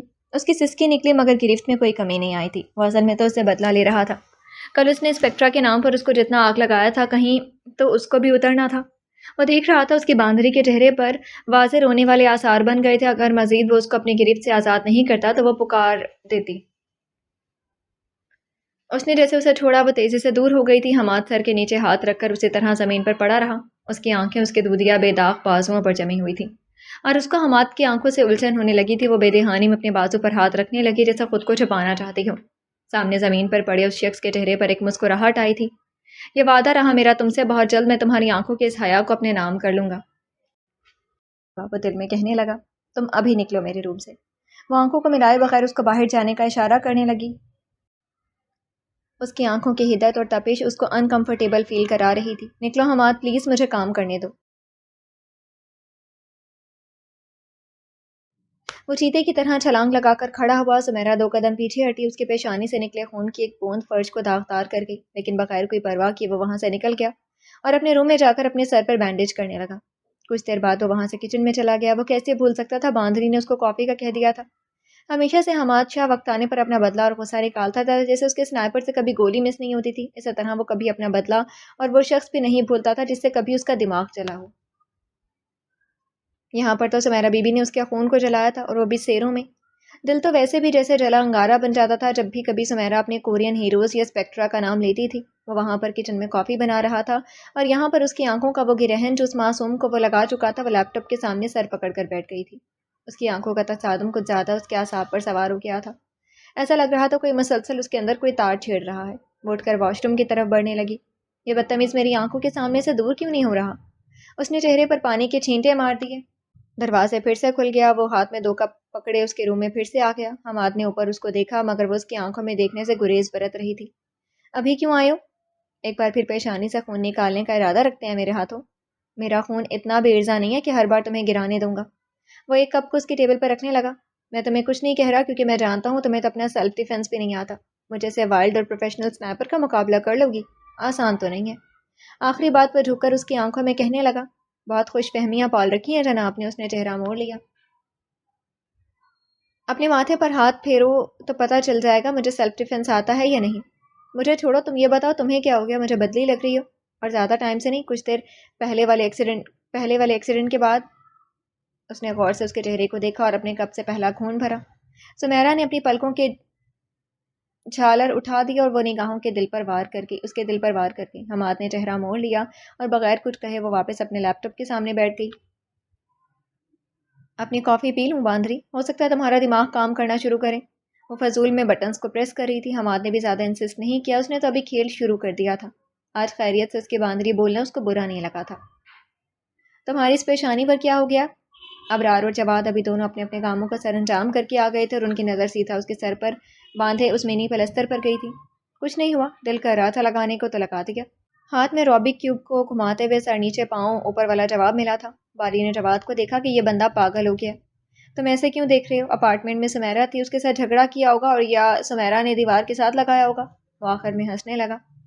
حماد کے روبک سلجھاتے ہوئے ہاتھ رک گئے. وہ اس کو گھورنے لگا. میں سمیرا سے کہہ رہا ہوں تمہارا آج کل کسی کے ساتھ منہ ماری چل رہی ہے. تمہیں بھی پتہ چل جائے جب تمہاری بندی پر بات آتی ہے. ارے اس آدمی کا ٹھنڈا تار تو کٹ گیا. اس نے تو اس کو ڈائریکٹ بیوی کی دھمکی دی تھی. آپ سب مجھے روم میں چاہیے, سمیرا سے بھی کہتے ہیں. ان سب کے بیچ ایک اور آواز پیچھے سے سنائی دینے لگی. تینوں نے گردنوں کو موڑا تھا. اسپیکٹرا سیدھا کھڑے ہوئے کے ہاتھ پیچھے باندھے آرڈر دینے لگا. میں نے کچھ کہا ہے, شاید آپ لوگوں نے سنا بھی ہے. کوئی جواب موصول نہیں ہوئی تھی. آپ لوگوں کو وائرنگ کی ضرورت ہو گئی ہے. مجھے ایک رسپانسبل اور پروفیشنل انداز چاہیے. وہی ساکت نظریں اور ہمیشہ کی طرح وہی روبوٹک لہجہ. نہیں سر, ہم نے سنا. باری نے ابھی ناگہانی انداز میں جواب دیا. میرے روم میں مجھے سب چاہیے. اس بار اس نے اپنی بات پر زور دیا. وہ کبھی اپنی بات کو دہراتا نہیں ہے, یہ تو اس کے نیچر کے خلاف ہو گیا تھا. اس نے آخری نظر میں جواد اور حماد کو دیکھا اور وہاں سے چلا گیا. یہ کب آیا تھا؟ حماد نے منہ کھول کر جواد کو کوہنی مار کر پوچھا. یہ تو ہمیں پوچھنا چاہیے تھا. تم گھر میں تھے, اور سمیرا تمہیں پتا ہوگا کہ سر کب آئے تھے.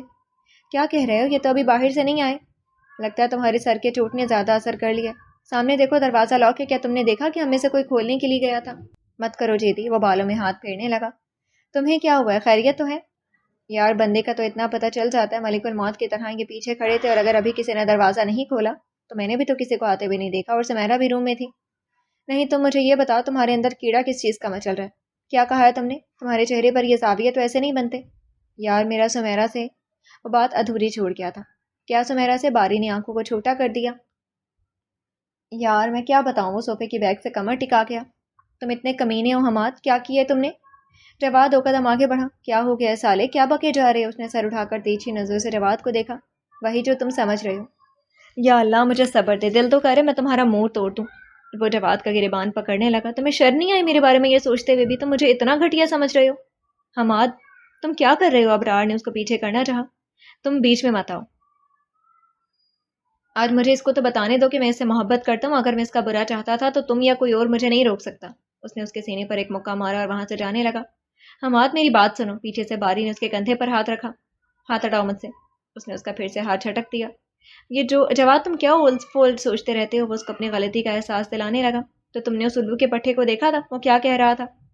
آدھی بات کو منہ میں نگل لیا اور اس کے سر پر چوٹ. جانتے تو تم بھی ہو ایک نمبر کا جنونی انسان ہے. چلو ابھی آؤ. ویسے بھی اسپیکٹرا کو ہم بیکار زنگالود پرزے لگنے لگے ہیں. وہ اس سے آگے جانے لگا. اس کے پیچھے جواد بھی آ رہا تھا. ان دونوں سے پہلے وہاں پر حماد پہنچ گیا تھا. ایک سائڈ پر لیپ ٹاپ سمیت سمیرا بھی بیٹھی ہوئی تھی, مگر اس نے وہ سلیو لیس شرٹ اتار لیا تھا. اس کی جگہ پل کور شرٹ کو اس نے پہنا تھا. وجہ obviously حماد کا کچھ دیر پہلے والا وہ ایکسیڈنٹ تھا. وہ دونوں آ کر سائڈ صوفے پر بیٹھ گئے. کیا بنایا تم لوگوں نے؟ اسپیکٹرا نے 2 انگلیوں سے جواد اور ابرار کی طرف اشارہ کیا. کچھ ہاتھ چڑھا ہے یا نہیں؟ سر ہم نے وہاں کی ہر ایک بزنس اور ایلیٹ کلاس شخص کی پوچھ تاچھ کر دی. کچھ قابل غور مجھے نہیں لگا تھا, جو بس صرف ایک چیز جو مجھے کھٹک رہی ہے. وہاں پر کچھ اسمیل سی آ رہی تھی. ایسا لگ رہا تھا وہاں پر کافی ٹائم سے, کیونکہ میں نے جس سے بھی پوچھا اس بارے میں وہ کہہ رہے تھے کہ ہمیں ایسا کچھ محسوس نہیں ہو رہا. اس کا مطلب تو صاف ہے, ان کے نیورونز اس سے ہیبیچولائز ہو گئے ہیں. اپنے ہاتھ پر پہنے واچ میں وہ ایک سائڈ بٹن دبانے لگا. سامنے دیوار پر کسی جگہ کی بلو پرنٹ اور نقشہ واضح ہو گیا تھا. بیڈ پر پڑے ریموٹ سے وہ ایک جگہ کو زوم کرنے لگا. جو جگہ تم لوگ بتا رہے ہو یہ وہی ہے؟ اس نے ابرار اور جواد کو دیکھا. اس نقشے میں صاف دیکھا جا سکتا ہے کہ یہ چاروں جانب سے بند ہے. اسمیل کہاں سے آ رہی ہے اور اصل ریزن کیا ہے یہیں سے پتہ چلے گا. سر میں نے ایک بات نوٹس کی ہے. اس اسمیل کی انٹینسٹی وہاں کے کچھ حصوں میں بہت تیز ہو جاتی ہے. اس بلو فرنٹ میں آپ دیکھ سکتے ہیں.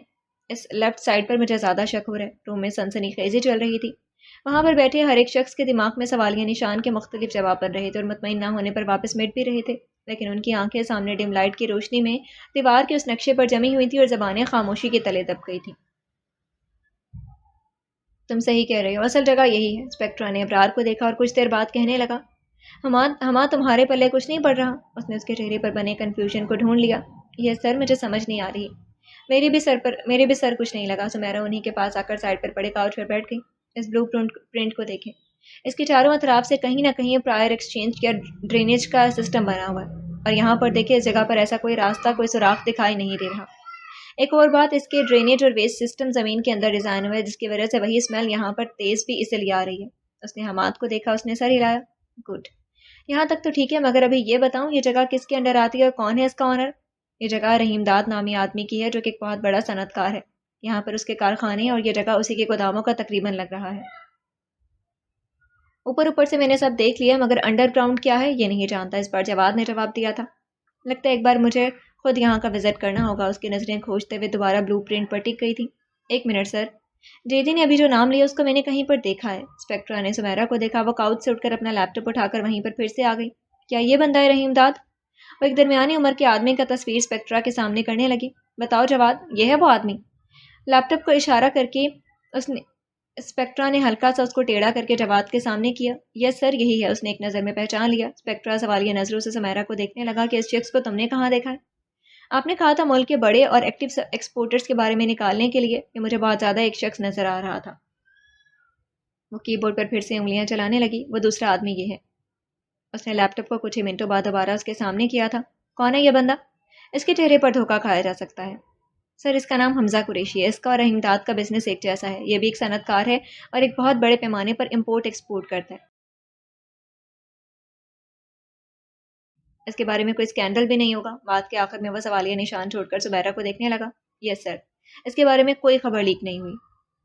اس نے سر ہلا کر ہنکارا بھرا اور اپنی داڑھی پر ہاتھ پھیرنے لگا. اس آدمی کے بارے میں جاننے کے لیے ہمیں رحیم داد کو پکڑنا ہوگا. مگر سر اس حمزہ قریشی کا رحیم داد سے کیا واسطہ ہے؟ صرف ایک طرح کے بزنس کی وجہ سے ہم اس پر تو شک نہیں کر سکتے. سمیرا تم نے ابھی تک چہروں کو پڑھنا سیکھا نہیں ہے. اس آدمی کے چہرے پر بنے یہ خد و خال بظاہر میں صرف ایک معمولی سی صورت دکھاتا ہے, مگر اس کا یہ انداز, یہ تہدار شخصیت, اس کی یہ ہنسی صرف ہونٹوں تک مقید ہے اور آنکھیں جو مجھے کوئی سایہ دکھا رہے ہیں. مجھے کچھ کھٹک رہا ہے کہ یہ آدمی ہمیں تھکائے بغیر کچھ بولے گا نہیں, مگر یہ رحیم داد یہ ہمارے کام آ سکتا ہے. پر سر آپ نے تو ابھی باقی لوگوں کی ڈیٹیلز کو دیکھا بھی نہیں ہے، باقیوں میں سے تو بھی تو کوئی ہو سکتا ہے۔ ان باقیوں کی راؤٹ لسٹ میں دیکھنے کے بعد اس کا نام پھر بھی سر فہرست ہوگا۔ سمیرا نے زبردستی اپنی آنکھوں کو اس کے چہرے سے ہٹایا، پورا امکان تھا کہ وہ بھی اس سے ایک لیکچر سن لے یا پھر اپنی کاٹ دار آنکھوں سے اس کو وارن کرے۔ باندری چھچھوری کہیں کی۔ اس پوری میٹنگ میں وہاں سب سے زیادہ حماد جو کر رہا تھا وہ سمیرا کو دیکھنا تھا۔ اس کا اسے اسپیکٹرا کو اس طرح گھورنا وہ نوٹ کر چکا تھا، اس لیے اس کو برا بھلا کہنا بھولا نہیں تھا۔ حماد نے جیسے اپنی آنکھوں کو سامنے کیا، اسپیکٹرا کی نظریں اسی پر ٹکی تھی، وہ اس کا منمنانا نوٹ کر چکا تھا۔ سامنے بیٹھا شخص تو تصویر کے پرپور سے نکالتا تھا، یہ تو پھر اس کے لیزر جیسے نظروں کے سامنے تھا۔ اسپیکٹرا کی آنکھوں کا فوکس جب اس پر طویل ہوئی تو وہ بوکھلا کر اپنے بیٹھنے کی پوزیشن کو بدلنے لگا۔ سر ابھی ہم کیا کریں نیکسٹ؟ ٹارگٹ کیا ہو سکتی ہے؟ جواد نے اگلا لاہ عمل کے لیے پوچھا۔ نیکسٹ ٹارگٹ از رحیم داد۔ یہ بندہ مجھے ٹارچر روم میں اسی ٹائم کل تک چاہیے اور یہ کام حماد کرے گا۔ یہ بیٹھے بیٹھے ویسے بھی بور ہو گیا، اس کو اپنا ہاتھ بھی صاف کرنا ہے، ویسے بھی کافی ٹائم سے بیکار بیٹھا ہے، مجھے تو لگتا ہے زنگ لگ گیا ہوگا۔ سر ایسی کوئی بات نہیں، حماد اس کی معنی خیزی کو سمجھ رہا تھا۔